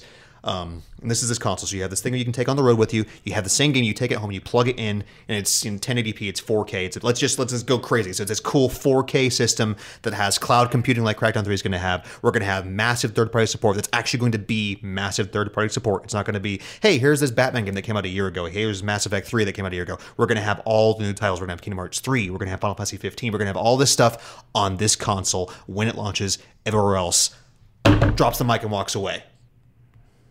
They don't need to fight for airtime. They have won. They've destroyed everybody at that rate completely. Because what Sony have? A PS4 Slim with maybe 4K support. What's Microsoft have? Nothing. They have Gears of War 4, which about 20 people care about. I mean, there's more, but I mean that's what does Microsoft have? They have Gears of War 4 and one or two other games. Sony's a force to be reckoned with because they have 4 years of winning. You're right. They have 40 million PS4s out there already, and so all they have to do is say, "Here's another couple cool games coming out," and people are going to buy their PS4s. But think about it though. And the thing about the console that you're pitching is going to cost $1,000, like to have a system that transfers 4K from my system, handheld system, to the TV. Drop it down though. Think there's no moving parts. If it's cartridges, a lot of the expensive components aren't there anymore. Those cartridges are going to cost more than discs too. I mean, I would love for that console to come out. I think that Nintendo balances that enough. Well, obviously, I'm saying perfect. Drop out 4K, but just think they have a solid console, sure. solid controls, Let's say it does 1080. handheld, third-party support. But the big thing is we're going to have third-party support on par with everything else. There are people like me out there that are internal ravenous Nintendo fanboys that want a reason to stand up and scream and throw everything else out the window if we have the option. And given the option, I will do so. Yeah. They are not giving the option to do so. That's all I'm saying is that's what I wanted to see at E3, and that's what I think they could have done. Regardless of what the NX actually is, I'm just saying, just imagine it was something like this. That's what they could have done, and they said, we're going to go ahead and bow out and just drop off the map. And what if it's not ready to show? That's what I think it is. I don't think they have anything to show, which is kind of depressing. But I mean, you can sort of see based on the last couple of years what Nintendo's behind the scenes conversation has been. It's like let's release all these games. Let's release Mario Maker, Splatoon, Xenoblade Chronicles, and let's see if people bite. And they didn't. So now they're like, well, let's move on. Yeah. And Zelda is going to be, I think, because Zelda is going to be a launch title for the NX is going to sell really, really well. Because people want to play that. People want to play the new Zelda game, yeah. And nobody has a, you know what I mean? Like I own a Wii U, and if Zelda is an NX launch title, I'm going to buy an NX. I'm not going to play it on my Wii U. Like it's going to be better. It's going to be like Twilight Princess, where right? It's better on the Wii in most cases. So I 100% agree with you that third-party support has to be there. And so they need to have the 4 buttons and the 4 shoulder buttons and the 2 joysticks and the D-pad for manufacturers to support it. And it has to be easy to develop for. And I really hope it's not on cards. Hope it's not on DS. Well, they've already said it's not. If the rumors of the specs are true, it's not going to have a disc drive. So it's either digital only, which is or it's going to be card. But see, you're mistaken with cards. They're cheaper.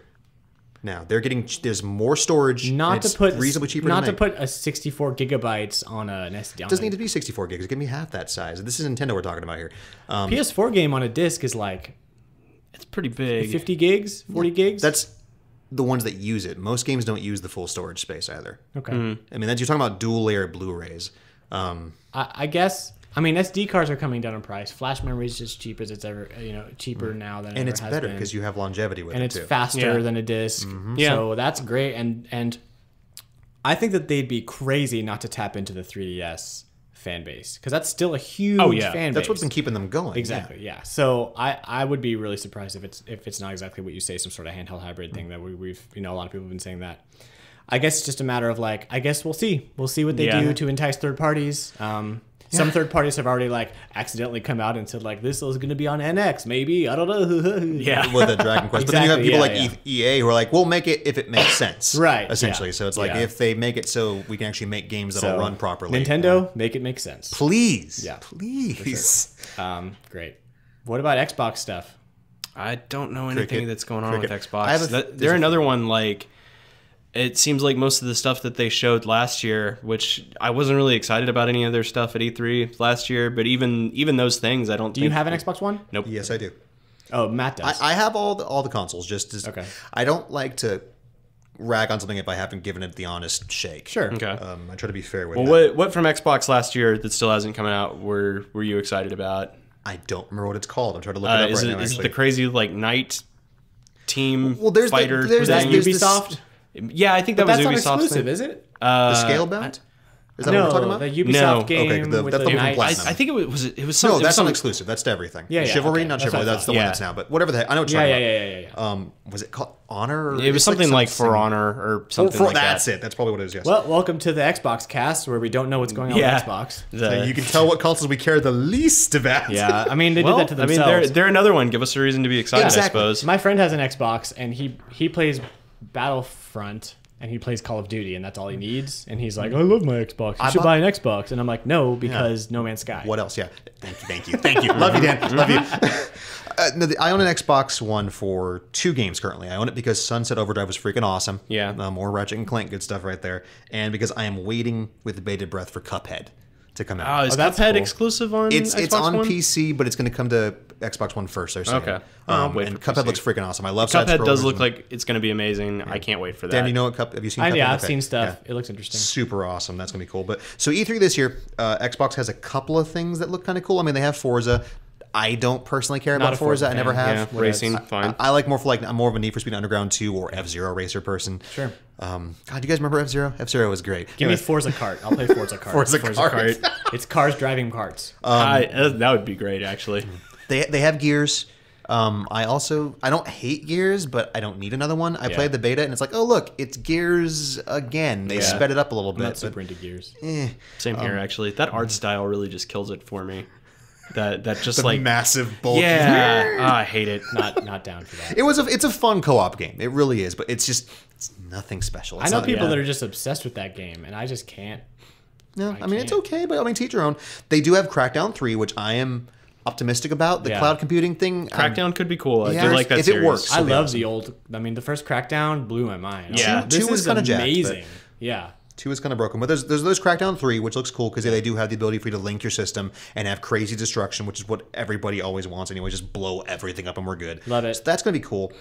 I'm probably the only game I'm really stoked about, though, is that game Recore, which we know next to nothing about. Yeah, the new Inafune thing. Yeah, that looks really, really cool, though. I'm all about that. Yeah, that's something that I'm a little bit disappointed is exclusive to that because I would be far more interested in it. There's a robot dog. Yep. I'm looking at pictures. Wonder why Matt likes it. Yeah, There's a girl that looks like Rey from Star Wars. There's all kinds of like robots and stuff and everything. Yeah, it looks like it's another post-apocalyptic thing with, or at least desert. Yeah, You're very in a desert. deserty. A lot less pretty post-apocalyptic. It's their answer to Horizon Zero Dawn. A much less shiny answer. Maybe so. But with more, well, I don't say more robots.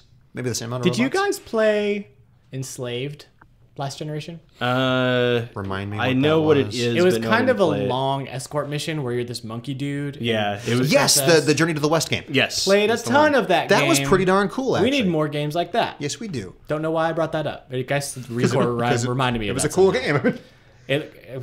All this post-apocalyptic talk got me There is excited. the next game coming from the guys who made oh wow, Matt, come on. The people who made Beyond Two Souls and the people Hey. who Oh, cool. Okay. I forgot the really, really cool game about the android lady.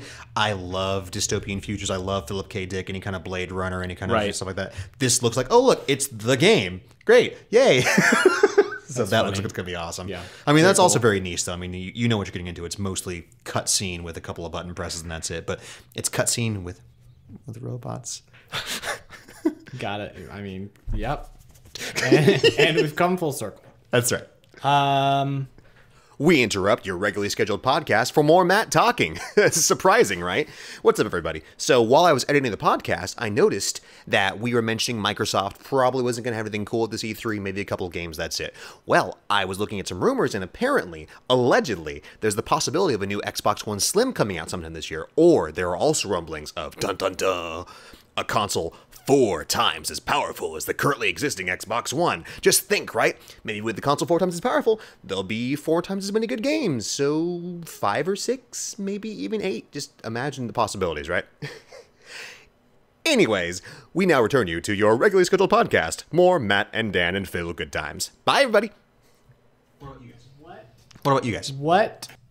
I might not even watch E3. Just Nintendo. And that's no reason to watch. I know. I'll check out the Zelda stuff. I'll watch as much the of it I Sony can conference get away thing. with, You have a reason to now. I'll watch as much of it as I can PS4. get away with. But yeah, I haven't really been following like the lead up to it this year, so I haven't been hearing all the like leaks and rumors or anything like that. I just know that it's about to be time, and I'll hopefully be surprised. What companies would you like to see make big announcements that we haven't heard anything from? Like, I know we haven't seen Yooka-Laylee yet, but I would love Playable demo's coming, though. I would love Playtonic to just be like, hey, by the Here way, it once is. we're done with Yooka-Laylee, which is almost done, we're gonna work on this cool thing. I would be just excited about totally that. weird and awkward. I would love, it. while we're on the indie market, I'd love to see some gameplay for Bloodstained. That oh would be yeah, awesome. that would be neat. I'd be cool. I think mine, like all my stuff, is also like, what are these small developers up to? I'd like to see the Yacht Club guys announce something new. Yeah. They're still working on DLC for Shovel Knight. Okay, I'm And fine that's with a small that. team. I suppose. That's yeah. like 9 or 10 guys. That's like you Hello know Games. they've got to have another thing like percolating Something by solid. now. I love Shovel Knight. Yeah. What Such a great good game. I bought that on several. Yeah. Who's the studio that made Rogue Legacy? I played that game a heck of a lot. I love that game. Oh, I don't remember to the name of that studio. death. I'd love to see something else like that from them. Yeah. Because that game was awesome. Also, just saying, there's going to be some kind of footage there of No Man's Sky. I mean, it comes out like the 21st. Well, Yeah. So soon. At this point, like, I don't need to see any more footage. Like, I know what it is. Just and let me play it. Just let me play it. Yeah. Yeah. It's kind of like, Man, No Man's Sky is putting me in a weird position because it comes out the week before the Steam sale, and I have like 75 things on my wish list on Steam, and I'm just gonna do some really hideous damage to myself, and I don't know if I'm gonna do that or No Man's Sky first. So yeah, it's gonna be tough. It's gonna be tough because it's like, oh gosh, this is a bad time to buy a PS4 because I have this a incredible wonderful time. backlog. Yeah. and then I have Overwatch, and then I have No Oh, yeah, Man's Sky, Batman. I and forgot about then- Batman, too. Yeah, and then Batman. Well, but like there's stuff a that's new coming Batman out coming over the in. next like couple months. It's a crazy summer. I'm like, Yeah. I hope my wife lets me play video games all summer because I'm not gonna be hanging out with her, Dude, Like, I don't think I may have done this once or twice. I am actually taking time off work for No Man's Sky when it comes out. I told my boss, like, I'm taking a couple vacation days. Why? Don't worry about it. My other maybe I should DM's do like, that. you play No Man's Sky, aren't You you? know, Man? It's like, I haven't done that since I've had a career. I should do that. yeah, just take a day off. Yeah. Order a pizza, hang out. Sure. Let's do that. Let's do it together. Let's all do it together. Yeah, we'll just come to. Well, we will play I'm down. here. We'll in do the a Game Overcast studio. 24-hour hey, Game yeah, Overcast I was gonna stream. say, is there any chance that we could I get will paid for happily that? stream the hell out of that. I'm good with that. And we'll just sit and you can watch us eat pizza and play video games because you won't be doing that yourself. It's No Man's Yeah. Sky. No, I don't like to watch streams that often. I would watch the heck out of No Man's Sky. No Man's Sky streams. No Man's Sky streams. No 'cause Man's, they're all welcome to No different. Man's Side Screens podcast. Podcast where we talk about movies, anime, paper towels, and baby oil. And Nintendo sometimes. Sometimes, not anymore. No. Man, quite a laugh there. We need to get moving because this podcast yeah, is long. we've been all over the place. Are we haven't supposed to we? talk about Earthworm Jim at some point? Yeah. Let's do you wanna segue? that. Let's do it. Let's take a break. I'm gonna get some water, shed a few tears, and when we come back, we'll talk about Earthworm Jim. Dan actually has a tear bucket. Yeah, below his you thing. gotta hydrate before a cry like that. You know, or after. You're losing Yeah, weight. both. Yep. I'm gonna take a shower. I don't know. We'll see what happens. We'll be right back. See you in a bit. Did you know that if you play enough video games, you can reach a higher state of consciousness? Whether or not this is true, Game Over Videogames is the place to reach your own gaming nirvana. Are you a collector? Each Game Over Video Game location has an individual selection of rarities and hard-to-find classics. Or maybe you're looking for something cheap. Sign up for our email list to get exclusive coupons that will save you money on our already low prices. Plus, bring in any game, system, or accessory, and we'll give you cash or store credit. I could keep going, but I'm getting myself so psyched up, it's totally killing my zen. Check out GameOverVideogames.com for more info.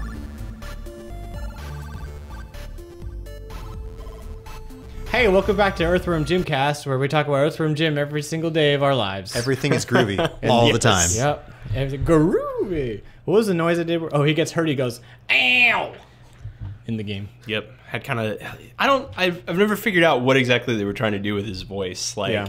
does he have like a weird like space hick voice? I don't know. It's Doug's voice. Mixed with Really? this Yeah, he voice acted the first game. No kidding. And the second 16-bit game. itis. Yeah, interesting. Speaking of Doug Tenapal. Tenapel? I still have no idea how to pronounce the Yeah. kid's name. He has very interesting things to say, and we're not going to discuss any not- of that. Because it's a video game podcast. If you want to listen to that, you can listen to Game Politics Cast. Game podcast? Which is coming up right after this. Just Wednesdays kidding. at No, it's 11. not. The year was August 2nd, 2094. You do this every time you talk about a game. The year... I'm rehearsing. Rehearsing live. Oh man. For my speeches. In the early 1990s, Doug's first comic was released. It was called They Call Him Evil, and it was a short story featuring his character, Evil the Cat. Evil the Cat was first, guys. Yeah, that's weird. Why is that always the case? The original sin, Don't even know. in video games. Don't know. And in 94, he pitched his idea to Shiny Entertainment for a video game featuring his character called Earthworm Jim. He became a video game designer working on Earthworm Jim, which featured a character, blah, blah, blah, blah. He voiced My favorite. Jim in the games. Yeah. Did not know that. Yeah, it was his voice. He went groovy and ow and some other things. that I can't- He drowned as a gecko in part 2. That Gosh, part 2. Such a weird level, but very fun. amazing Actually. game. Yeah, for sure. Yeah, so that's how it got started. Kind of uneventful. He was just sort of like, hey, I'm a comic book creator and I want to make this game. Make one of the best And platformers ever. Shiny, I guess Shiny at the time was looking for their own sort of character platformer because like the whole Mario and Sonic thing was happening Sure. and they wanted something to sort of That call was their the own. era Yeah. of like, let's just make another mascot character. Yeah, yeah, Some yeah. really cool stuff. You had Arrow the Acrobat. You had, who remembers Tempo? Anybody? There's 2 of you out there, right? I don't think I remember Tempo. Tempo was one of the like 3 good 32X games where you play this like pop rock star beetle. If you remember Tempo, you can send us an email to podcast@gameovervideogames.com. There's gonna be somebody else out there other than me. It's like, oh, I Yeah. played that game. Anyway, yeah. Or you can. Oh, hey, we have a YouTube channel. If you listen to the podcast, we have a YouTube channel where you can watch pictures of what we're talking about as we talk about them. 'cause Oh, yeah. That's what I edit that video. And Yeah, then the part with me, No Man's Sky is gonna be really fun, man. Is Is the photo shoot for that later? I think I just throw the logo on there for that because we talked about it before. I thought we were just gonna have like me like just rubbing No Man's Sky. and Yeah, stuff. that's a great. Let's that's do a way to that. get views Yeah. right there. So Earthworm Jim, you guys. Earthworm Jim. So Yeah. how does he make the suit work? I've often wondered this. He You know, finds the suit. Doesn't he find the suit? But how does it operate? Like, you know, whenever you're like alone at night and the power goes out, you're like, how does a worm operate a power suit with his like little worm flippy tail thing, his little flagellum? The suit evolves him. Like, he was a regular earthworm, and then he becomes this kind of like super earthworm thing that's in the suit. So surely the suit just Is that configures- canon? No, it can't be because there's a part of I the game don't where he's think out of the that's suit canon. and he crawls around. Yeah, I Yeah. know, but he can get out of the suit after that. But to start with, he was just an earthworm. So I don't believe you, but that's a really cool idea, though. If nothing else, the cartoon intro backs me up on that. He's a really groovy guy. but he still had the face. He was still. He was after the suit. Initially, just an Man. earthworm, then suit. I guess so, but gets the face. But how does Right, he the suit to control give him the weird suit? bug eyes. The way he controls the suit has to be some There's sort like a of tiny psychic. joystick in there. or No, something. no, no, no. You can't I'm just control all saying, those. if the suit can like get him up to speed to have like the speech and the face and all that, surely it can be like, okay, and I need to configure So there's some myself sort in of this- cerebral connection happening Sure. between him and the Let's suit. go with that. I can, yeah, let's go with that. Some sort of cerebral either evolution or some way that he controls the suit. Psycho. So running with that thought, then what if the super suit fell on somebody else and it like landed in a farm? So That it was, like, happened in a couple episodes. the Adventures of Somebody Lettuce else Head took Steve or control something? in a couple episodes of the TV show. But we're not talking about the TV show. We're talking about the video game because this is Game Overcast where we talk about other things but video games. Okay, so did you know that Earthworm Jim was intended as a satire to modern platformer video games? The whole rescuing the princess thing was a satire. I, Which is I what's can your get name in that. The game was pretty brave. Like they had a lot of really interesting like what game is brave enough to have a boss where you just hit him one time and he dies and he doesn't attack you? You don't even, you just eat him like in two. But that was It's Bob, fight, right? Fight, Bob, fight. Bob the fish. You just grab him and eat him. Yeah. It's like, yes. It had some brave stuff. I think that's fair to say. Like, it was definitely like kind of a satire thing. But like a lot of that bravery just expressed itself in fart jokes, I feel. So kind of hit and miss there for me. I guess It was so. like, But it was like Ren and Stimpy the game. Yeah, kind of. I would say it was a little like Ren and Stimpy, where yes, Ren Yeah. and Stimpy was a lot of just like barf and puke and zits, and blah, but Yeah. but like underneath that, there was a really sophisticated satire going on, and there was a lot of like those characters are created out of a not a hatred, but like an frustration ironic, with- an ironic frustration with like. Typical story tropes like saving the princess. Princess, what's her name? Is just this faceless just random princess. And at the very end of the game, spoiler alert, very end of the game, you rescue her, but then a cow falls on her and she dies. Like, oh well, okay. She'll be back for the your sequel. adventure means nothing. Like, just the futility of everything. I think what made that Earthworm Jim specifically work so well, though, is because you've had lots of games like that are all very parody and very humor. Like you have the Deadpool game, which came out recently, which I didn't really care for too much, even though I kind of like Deadpool. What saved Jim or made it so good was there was really solid gameplay behind that. Like you had the really cool shooting mechanics, you had the really cool platforming, you had the crazy diversity in levels. Where you'd have platforming, and you'd have one where you had to like dig a tunnel. You had one where Some it was were better almost than shooters. others. I think you really saw that with 2 more than anything. Yeah, 2 was crazy. The first one, first of all, I playing the first one, I think once got past the freaking down the tubes part 2 thing. That was the absolute just like It's insane. wall that I ran into nearly every time. Yeah. So- No, I agree. A lot of it was too difficult for its own good. Not because it was a challenging game per se, but because at least I felt like in the first one, the platforming was difficult because you were sort of floaty and you weren't really sure where the platform started and ended, especially in the heck level, the second level where you fight Evil the Cat.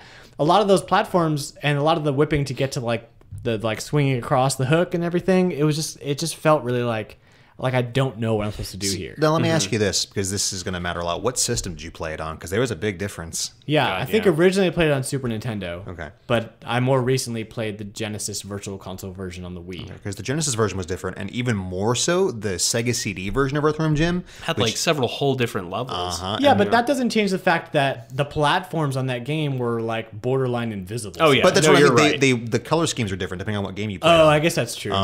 And they were sharper in the Sega CD version also. So I never had any issues with it, but that's because I'm used to playing that one where Yeah. it was by far the Okay. best, prettiest version of the I game. could see that. Yeah. That's like, when you go to both games, the SNES version and the Genesis version had their faults and improvements. Like the SNES sure. version, you could switch weapons. Genesis version, for some reason, you can't switch weapons. So you just have to use your barn In the cannon. second and one? you can't switch weapons on the Genesis version. No. Yep. No button, even on the 6-button controller. There's no way to do it. That's ridiculous. Yeah, it was Yeah, a really little. stupid. I'm not buying that game. Wise decision. I only ever played the Super Nintendo version still think where you it's have better. your LNR and it's like the best. Oh, I love the second one. Still probably one of my top 10 Super Nintendo games of all time. Now, if you're one of the lucky few to have it on PS1, which I have never physically seen a copy, I know it's incredibly expensive, rare. It's like what they did for Sega CD. They took it, they added stuff to it, they cleaned everything up where it's just like, ugh. Like if you guys ever played Mega Man 8 on Saturn or Mega Man X, I think yeah, 3, yeah. same thing, where it's the same game, but it's like, wow. Yeah. I don't think I even knew that there was an Earthworm Jim on PlayStation. I've seen it once. Yeah, I only happen to know because I was looking through the computer one day at work and I was like, ooh. Yeah, I think it came in a while ago. Wow. Nope. Not even one listing on eBay. And it definitely Okay. exists. I mean, it's really out there, but good lord, man. I mean, like, here's the action figure for $25. Yes. Unopened. I love that action figure. His head popped out. So great. Yeah. But we're jumping ahead of ourselves. We're still talking about. Are you sure? Jim 1. I think it's too late now there, sir. no, Okay. Fun fact: the television commercial, which was featured an elderly woman telling a bedtime story about Earthworm Jim while eating live earthworms, was pulled because people were getting nauseated by it. I wouldn't imagine why. That's great. That's the kind of stuff that I love about like Ren and Stimpy and Earthworm Jim. Just like, and that just totally got me in like my early teen years, I guess it's '94, so I was 12. You were 11. the dweeb stage. Oh, for sure. Actually, I was like 9, but at that point, I was into what my brother was into, my older brother. So if he was into Earthworm Jim, like I was into Earthworm Jim, and I wanted boogers and barf and snot and bleh. So I'm sure if you're a girl out there and you were into Earthworm Jim, I want you to email us and tell us why. Dan's married, but he'll change that for you. If you're still into boogers and bleh. You know, I like a little contrast in my life. So I don't want both of us to be into boogers. I just imagine this cute little like preteen Dan writing a Christmas list. Dear Santa, I want vomit and bluch and he got me Earthworm Jim. So cheapest Christmas ever. Yeah, that was so to review for all this. I did not have access to one to play, so I just watched a bunch of Let's Plays. Yeah.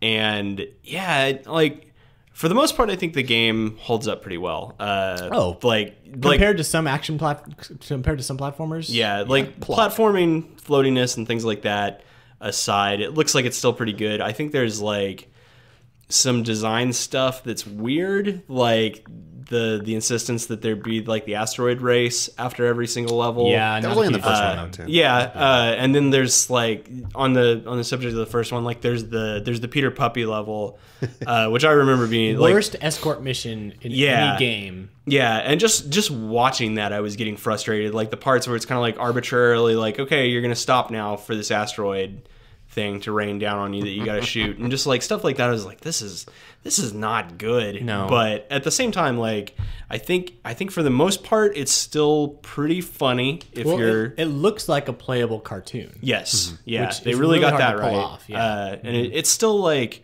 reasonably funny if you can excuse some of the like, okay, like it's a booger man, and this is like a fart noise and stuff like that. Booger man, Phil. I think more conceptually, I found it funny. Like, what I said about the boss, and like at the very end, Dan's taking the ring off. He's taking. Oh no, sorry, I play with my wedding ring a lot. Yeah, that was clearly just stage business. And like at the very end, when the cow falls on, you're like the only reason you ever played the game, and you're just like random stuff that happened. Just I don't know. Conceptually, the game was extremely unique for the time, and it kind of did things that other platformers wouldn't even dare to do because it's all about like the challenge and whatever. Right. You have to follow the certain formula, and so the one of my favorite levels in that game is the bungee jumping level, where you're fighting. I think it's mucus. It's the mucus thing. Yeah. And it kind of was reminiscent of like the second part of Battletoads. Yeah. Where you're falling down, you have to like hit the sides. A heck of a lot faster. Yeah. Yeah. But like I don't know, something about the way that part played exceptionally well and like works still. So it's like they had these moments of brilliance where they made it work, and then they had ideas that they implemented that didn't quite work out the way they wanted to. Yeah, I think that's true. It's just the nature of video games. But the fact that they tried all these totally different ideas, I think is a testament to just how much freedom they had and how cool it was that like it even got made in the first place. Yeah. Oh, sorry. What? Nothing. Okay. I was gonna say. Also, I kind of like for not composing a lot of their own music. Like there was a lot of just sort of like elevator music sort of stuff, and then like drawing heavily from the classics and stuff like that. Really good soundtrack. Like I think that was one of the really really good ones out of Tommy Tallarico. Yeah. It lends itself a lot to the cartoon thing. Because we mentioned Ren and Stimpy did the same thing, where their whole soundtrack was like early like 50s, 60s kind of like background music kind of stuff. So really really worked very well. All right, so let's jump into some Earthworm Jim 2 specific things, because at the second game they added a lot of things that really upped to the like playability of this game, which were different weapons, like more than just 2 weapons. You know, there was like the homing gun where it turned into a house and it like shot it out. It's pretty great. The Bomb Buster. Yeah, I wonder if Ratchet and Clank like borrowed. You know, they were like inspired by that, because that seems to be a pretty unique thing where you have these ridiculous big weapons. And, you know. Yeah. No, I was going to say, I mean, obviously there were plenty of games out there that, you know, had you switching between all sorts of ridiculous guns, but there wasn't anything that had kind of that, like, level of, like, self-aware goofiness about the guns until that I can think of. I mean, it seems like that's something somebody could prove me wrong on. But well, no, but it's such a good... I don't think any game mixed playability with, like, the self-aware humor that well. Like the Ren and Stimpy games were not this good. Oh, God, none of The them were Genesis this one good. was decent, I thought. Oh especially no, with the they were co-op. okay, but nobody goes back to play those games because they're good. Besides Matt, Goes back to play the Ren and Stimpy I don't play games the because horrible they're SNES one, but Genesis, Stimpy's Invent was awesome. I don't care what you say. good. No, Next guess- episode, I guess- Ren and but Stimpy games. That was a yeah, exactly. I would say that strip away the characters. Earthworm Jim 2 is a far better game by than far. any of the yes, Ren and Stimpy God. games. Like just make it whatever game you want. Just keep the same playability, and it's a great game. Yeah, you know. and I think we've kind of said this already, but also I think Earthworm Jim 2 is better than the first one. Yeah, I think yeah, so. definitely. Yeah, the platforming's way more solid. There's a lot more diversity in the levels. Yeah, for sure. And Easy. the bosses were just really. Goldfish. I mean, the bosses were interesting in the first one, but I don't know. The bosses in the second one were a lot better. The tire guy in the first level and everything. Yeah. Easily the best mini game I think I've ever played in my life from 2 also. The one where Psychro is just chucking puppies out of a farmhouse and you have to like check. bounce you have them to, along. Yeah. Oh. And they were animated so well, so he's holding them like he's like plucking them around like and he throws them and It's a sometimes- playable cartoon. Yeah, it's so, so great. good. Yeah, I think that is one of the levels where it's like because there was such a limited scope of stuff going on, like everything is just like amazing looking in that, and like all of your animations when you're like running with the big marshmallow and just like out of breath from for walking sure. it around and stuff, just great. with the great best music. It's so good. Oh, I have such fond memories of that game. Yeah, I mean, the first game was an absolute smash hit. They sold tons of copies, and then they got a comic book deal. And then They Dan got a died. comic. Welcome to Burpcast, where we review burps. The first game was a hit. 7.5. It spawned a comic book and a TV series, Earthworm which is Jim. interesting because how often does it happen that way? Where Yeah, the video rounds. game spawns these great, like really, really good comic books and good cartoons Yeah. inspired from bosses and enemies from. I was gonna say like Jim is weird in that respect, is like because he did have all that stuff. He had the crazy cartoon that ran for a fairly long time, and I I think think it's 2 seasons. yeah, well that's For pretty a video decent. game show, it's not terrible. Yeah. And like I remember that being on at around the same time as like one of my all-time favorite cartoons ever, Freakazoid. Yeah. And those cartoons compared favorably, For sure. I think. But it's just like how many other like weird, like very like everybody remembers Jim, but not a huge series overall. Like what did we get? Like 4 games total. we got 2 games, Phil. Yeah. There were never any more games. Oh, No, sorry, it was sorry. just nobody. So, Even at the point where the N64 game came out, nobody wanted. Nope. yeah. Okay, so 2 games, we'll say. Quote, but unquote. wasn't but yeah, impossible. it had like this whole like very big following, and the only other cartoons that I can think of that really came out of video games like that would be like there was a Mario Brothers show, there was But Sonic. none of those were any good. No, And then the the Sonic Mario ones were cartoon was okay. okay with the really cheesy live action. No. just it like wasn't. just like it's just weird to me because all those other things have like a certain amount of longevity. But yeah, it was just surprising how much other media came out of Earthworm Jim for being a series that does not have the longevity of Sonic or Super Mario or whatever. I think they planned on it having longevity. Yeah, well, yeah, I mean they must have, but I guess it didn't really go that way. I don't know why they never made a 3rd game. Doug left. Doug Yeah. left Shiny. They got purchased by Interplay, and they were like, we don't want to work for Interplay. See ya. And they took a Yeah, bunch of but people I with mean them. and I guess that's a question of like who owns what kind of a thing because he never did anything else with it, and Jim. Well, Huh? oh no, he didn't. Sorry. I Yeah, thought there was and a then- Kickstarter. Yeah, then there was like, I mean, he's made various like cameo appearances and stuff, but there was never like an attempt at a Clay Fighter. revival kind of thing. Yeah, there was Clay Fighter, and there was the other one that I mentioned. There is a somewhat cameo of him in a game called Sacrifice that Shiny made. Oh, of Earthworm? Yeah, Jim? Yeah. which I did some research on this after I mentioned it to you last week.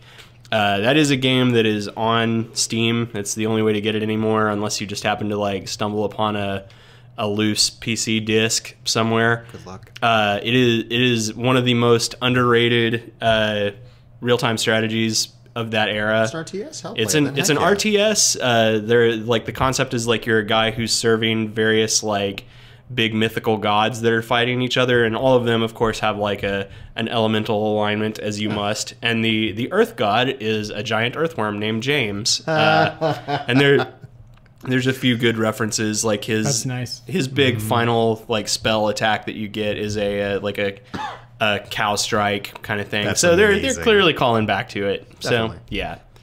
Now, That's pretty cool. It's not Earthworm Jim, but it is made by ex-Shiny devs, and I've mentioned it before on the show because it's one of my favorites. Is that Armed and Dangerous game?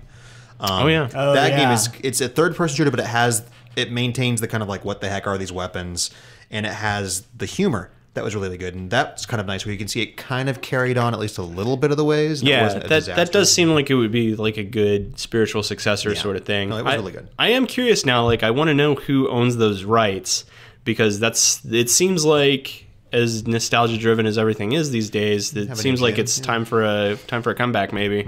Yeah, for sure. Well, such a those cool Doug did a bunch of different stuff. He started the Neverhood development team, and they did the game called the Neverhood, which it was on PC, and it was only on PS1 in Japan. So I guess you have to play it on PC. Well, there were a few things that came out of that, right? Like, am I thinking of the right thing? The Skull Monkeys Skull Monkeys too. was the one I was trying to come up with. Yeah. Which was the sequel technically, but only that it was called Skull Monkeys in North America. Yeah. But it was like the sequel to Neverhood. And freaky game. yeah, that's a weird game, but not bad. I thought it was pretty good. Very hard to see. You want to talk about hard to see? He got obsessed with the platforms. whole claymation thing for some reason. Yeah. Yeah. And even now, his Kickstarter was a success. He did the game Armacrog, that whole thing. I haven't played it, but it looks really interesting. Kind of a spiritual successor to the Neverhood, which is also a claymation point-and-click adventure. So, yeah, if you're into those kinds of things. Apparently, it reached its Wii U stretch goal, but just never came out. So weird. It's on Steam. Things don't come out for the Wii U. It still might. Yeah. Yeah, we can hope. Let's play it on PC though. Yeah, I mean, I might check it out. Seems interesting. I mean, it's all claymation. The story seems really funny. You have this like talking dog thing with you. Yay! Okay. Seems cool. I can get behind all that. Yeah. If it's like Space Quest, I'll be all over it. So.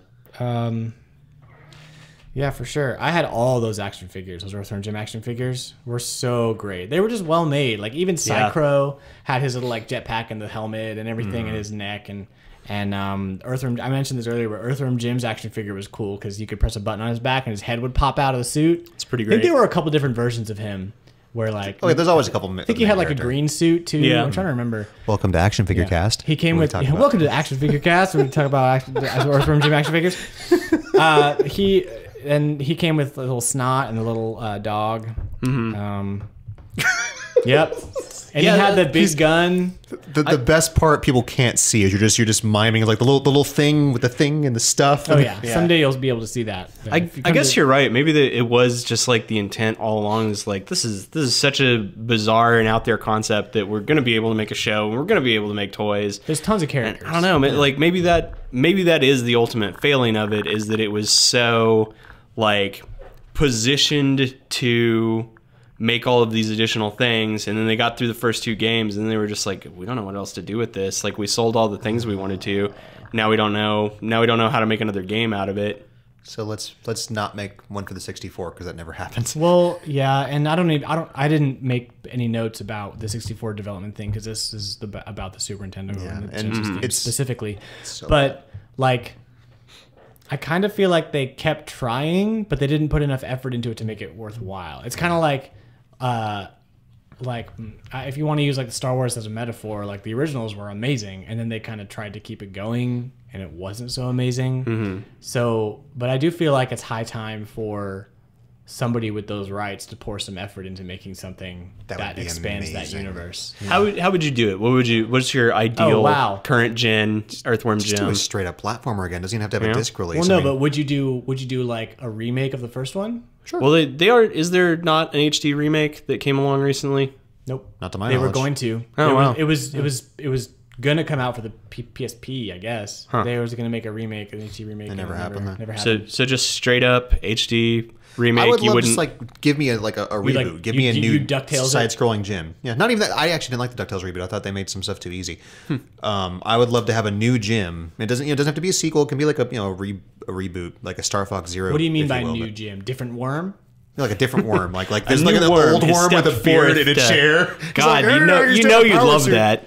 Oh, I would die. It would be awesome. Yeah, but so you'd go just another straight up 2D platformer, Yeah, don't don't ruin want it. to see a third person shooter, kind of ridiculous I will thing. say this about the 64 version, because denial nothing, it exists. I'm sorry. The worst part about that game is that it wasn't that bad. It was just a generic 3D platformer with none of the magic of what made Jim so good. Because Jim was, the first Jim was a pretty good platformer. 2 was really good, I thought. But you're right. I mean, what kept it going was a balance of the really good platforming and the really good gameplay and the style. At that point, the market was so flooded with these mediocre, character platformers. It was just where one more to here's add to the Gex, bonfire. And here's Crash Bandicoot, and here's Mario, and here's Banjo-Kazooie, and here's Donkey Kong, and it's just like For the record, a lot of those games aren't bad. We're just No. Like, I'm not saying they're bad. I'm just saying there much was of a it, ton though. of them. Yeah. And weeding out the good ones. If you just made another platformer, if it didn't do something extraordinary, you were kind of just white noise at that point. And the Jim 64 game didn't have any of that. I mean, it had a little bit, but it didn't have the spark that made the first 2 so good. So it just wasn't memorable, and that killed it. Yeah, exactly. So I say screw that. Go back to we are at the point now where games like Shovel Knight exist, where games like Rogue Legacy exist, where games like Mighty Number 9 are coming out right now. Where this is the time for a game like Jim to come back, and it's in the form it's supposed to exist in. There was also a Game Boy Color game. Got to mention that. There was Menace to the Galaxy. Okay. For the Game Boy Color. There was the remake for GBA that was pretty good. Yeah. Well, it was like a port, but it was decent. okay. Yeah. For a GBA game, it was all right. I thought. But I guess so. The Game Boy Color one was kind of. I don't know. I guess if I want a new Earthworm Jim game, I want it to be kind of what Earthworm Jim 1 was, where it was a playable cartoon with really solid mechanics. Maybe like a twin stick shooter where I can sort of aim wherever I want to. Just with beautiful animation. Kind of like I talked about this game a little while ago. Have any of you looked up the game Rive by Two Tribes? No, I don't remember that. It's Two Tribes' last game before they closed down. It's a platformer where it's kind of like a mixture of a twin stick shooter and a platformer where you're this little robot, you walk around and you can shoot in any direction, and all your jumping is L and R. So it's like cool. One shoot, one jump. Really well done. Like, I'd play the crap out of something like that where like you're Earthworm Jim and you kind of have this weird world and everything's really animated very cleverly, because that kind of thing from an indie development side, like, I mean, kind of like Shantae, it's basically kind of a playable platformer. Yeah. A playable as opposed to an cartoon. unplayable platform. Well, I mean, We've I all meant played some cartoon. of those. Yes, though, we haven't have. Exactly. Where like you could have like cool weapons and like, I think that kind of thing would be awesome in this market. People are totally into indie games right now and retro stuff. And Yeah, I think. I mean, we're on the cusp of it. I feel with like ukulele, people have realized like, wow, we backed off of the mascot character platformer thing so hard that nobody's made one of those in 10 years. Except Nintendo. Well, yeah, except Nintendo. But I mean, people are looking for some other stuff. Yeah, I mean, for sure. Don't get me wrong. I can't think of a bad Mario game. Oh, like that. buddy. A bad Mario No. platformer. Come on. We're not talking Mario Party 11. Or whatever. Yeah, but yeah, like I think like kind of a 3D platformer / maybe like a little bit of like third person shootery sort of Really? thing. You'd go full 3D then. Careful.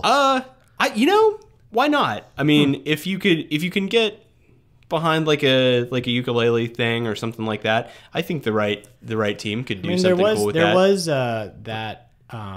There was that South Park first person shooter for the N64. Yeah, That was great. That was fun because it was so bad, though. That wasn't that bad. It was pretty fun. It was really bad. Definitely. I mean, I'm trying to think of something to compare it to. Well, I would not go full first person shooter. I'm talking like more of like a over the shoulder sort of thing for the shooting sequences. If you wanted to do that, don't think so. I don't think people would go for that. I'm reminded of other amazing games that have gone from 2D to 3D, like Mega Man X7, and that was just a glorious experience Yeah, I of just think how to very make few- horrible very games. few on the other games- hand, what about Mega Man Legends? Like, I mean, those games were great. I could say with confidence that very few games made the transition from 2D to 3D. And Legends well. only did so well because they were like, hey, that Ocarina of Time game was pretty good. Let's copy that with Mega Man. Hey, And why by not? no means is I love Mega Man Legends, but that's all it is. I mean, that's what really. Nintendo did with every other Legend of Zelda game right. after it. Oh, that game was pretty good. Let's copy that 100 times. At least you're saying that it's not me. Well, I still love it. But Says the man behind a PS4. dude, man. So much joy today. So sad. So I'm glad you get joy out of my pain, Matt. I know. It's good. I'm sure there's at least one other person like, haha, fanboy. Wow. I'm sure they're out Man. there. All the internet people. You guys who have are like, recorded so many of these podcasts together already, and you just know how exactly how to cut each other. Really do. Really do. That's going to be the series is going to end at 10 with you guys. Bloodbath. It's going to be like, oh yeah, robots are stupid. Murder. Just straight up murder. Today we're going to fight to the death over whether we're going to talk about robots or Pokemon. Welcome to Game Murdercast, where we fight to the death over what games we like. Just Phil with just sitting there doing the live recordings, like, and then Dan there with the swift uppercut, and Matt throwing die-cast transformers. By God, he's broken half. Michael's just on the sidelines crying, like, I was having fun. I just want to play Final Fantasy 14. Oh my God, that's all he talks about. Jeez, get this dude a new console. Get him Final Fantasy 15. Yeah, that's He was true. mentioning, he's like, I'll probably play that. Well, I'm like, I was talking to him, and we totally got off track with Earthworm Jim. Sorry, guys. Earthworm Jim section, I think, is over. I get the feeling we were about done anyway. Yeah, we all love it. You can pick up that game and more games at Game Over Videogames stores and websites. All of that. Welcome to Lispsat, or Lisp Overcast. Welcome to Stuttercast. Stuttercast. Now, I did have a speech impediment when I was growing up. Well, you've done much better. I'm so so thanks proud for of you. thanks for bringing that up. You're You welcome. One more thing on the list for the final episode. Woo! You made fun of my voice. Welcome to Speech Impediment Cast, where okay. The only reason I could do that is because I had one. If you have a speech impediment, I don't mean to make fun of you. It's really not funny. Or just make fun It's of very Dan. difficult. It's okay. It's just Dan. Yeah, I'm making fun of myself mostly. Well, that I've dug myself a hole. On If that you want to high send us note. an email and tell us how horrible we're doing, you can send that email to podcast@gameovervideogames.com. Join us in the hole that we've dug. Yeah, for we ourselves. dug ourselves It's a hole. warm down here and moist. You built a fire. It's good. Good close to our Earthworm segment. There's a couple. I have a Wii U. There's a PS4. It's great. Power. We just kind of like rub them. If you want to check out our website, you can do that. It's gameovervideogames.com. You can purchase old games and you can talk about how cool games are. Actually, you can't do You that can just there. talk about it. We're like, well, look at those cool games. Yeah. And then you should post on the YouTube thing. Our Twitter is at Game Over Video Games. No, it's not. It's at Game Over Games. Our Facebook is facebook.com/Game Over Video Games. Our YouTube is youtube.com/Game Over Video Games. And actually, our YouTube channel is about to get a lot more fun content stuff. Matt and I I don't are. know about how fun it is. It's going to be content. Oh, though. it'll be fun. You just put up a funny thing about some guy who wants to have a girlfriend who has Pac-Man, something like that. Anyway, Just like that, folks. Wow, no all right. spoilers. Subscribe today. It has a really, really fun twist ending that you're gonna love. And then I'm gonna be putting up. I just did some TV ads that I think are kind of funny about a guy who walks into Game Over for the first time and has a mental breakdown. Super fun. Are these all new ads? They're that you brand shot? new. Yeah. Yes. So we'll see. They're supposed to be fun. Hopefully you think they're funny. Check those out on our YouTube channel. And conventions are happening. Classic Game Fest. When's that? That's going to be in July, at the end of July, actually. End of Dan. July. What are the dates? Phil, what are the dates? 27th through 29th, I want to say. We'll just It's edit 3 that days? in. We'll just or no. It's the end of the month. It's we'll the last just weekend of edit in the July. correct Yeah, dates. we work afterwards. here. Edit in the correct dates. It's robot voices. End of July on this date at the Palmer Event Center. Well, thanks for listening to the last episode of Game Overcast. Oh, well, not even a death because match. we don't know anything about the company we work for. But no, seriously, thanks for listening. Share this with your friends and like and subscribe and comment. You know, share this with people you don't like. Be like, hey, you there. Hey, if you want to tell us what game we should talk about, you should do that because we're totally open to suggestions. Most of the time, I just pull a name out of the hat, and usually they've been pretty good. It's a big hat that I wear. We lost Michael on it last week. I haven't seen him for a while. Yeah, well, Michael was. Oh yeah, you missed. No, he was here last week. No, he wasn't. No, Michael? yeah, but we lost It him. was me, yeah, but Michael, that was a But he month went ago, into Dan. the hat, you see. Yes, he dove into the hat. Oh, I get that. I Just get him what and you're his doing. laptop. Okay, And- great. Darn it, Dan. If you're still listening, I apologize, and thanks for listening. And here's a Classic Game Fest ad. Bye. The biggest retro gaming convention in Texas is back with all new tournaments, live events, and special guests, plus tons of retro games and awesome video game merch. With over 6,000 attendees, last year was a little bit cramped. Well, in 2016, we've got over 45,000 square feet. That's over twice the floor space of last year. So stretch your legs and get some breathing room July 30th through 31st at the Palmer Event Center in Austin, Texas. Check out more info at ClassicGameFest.com.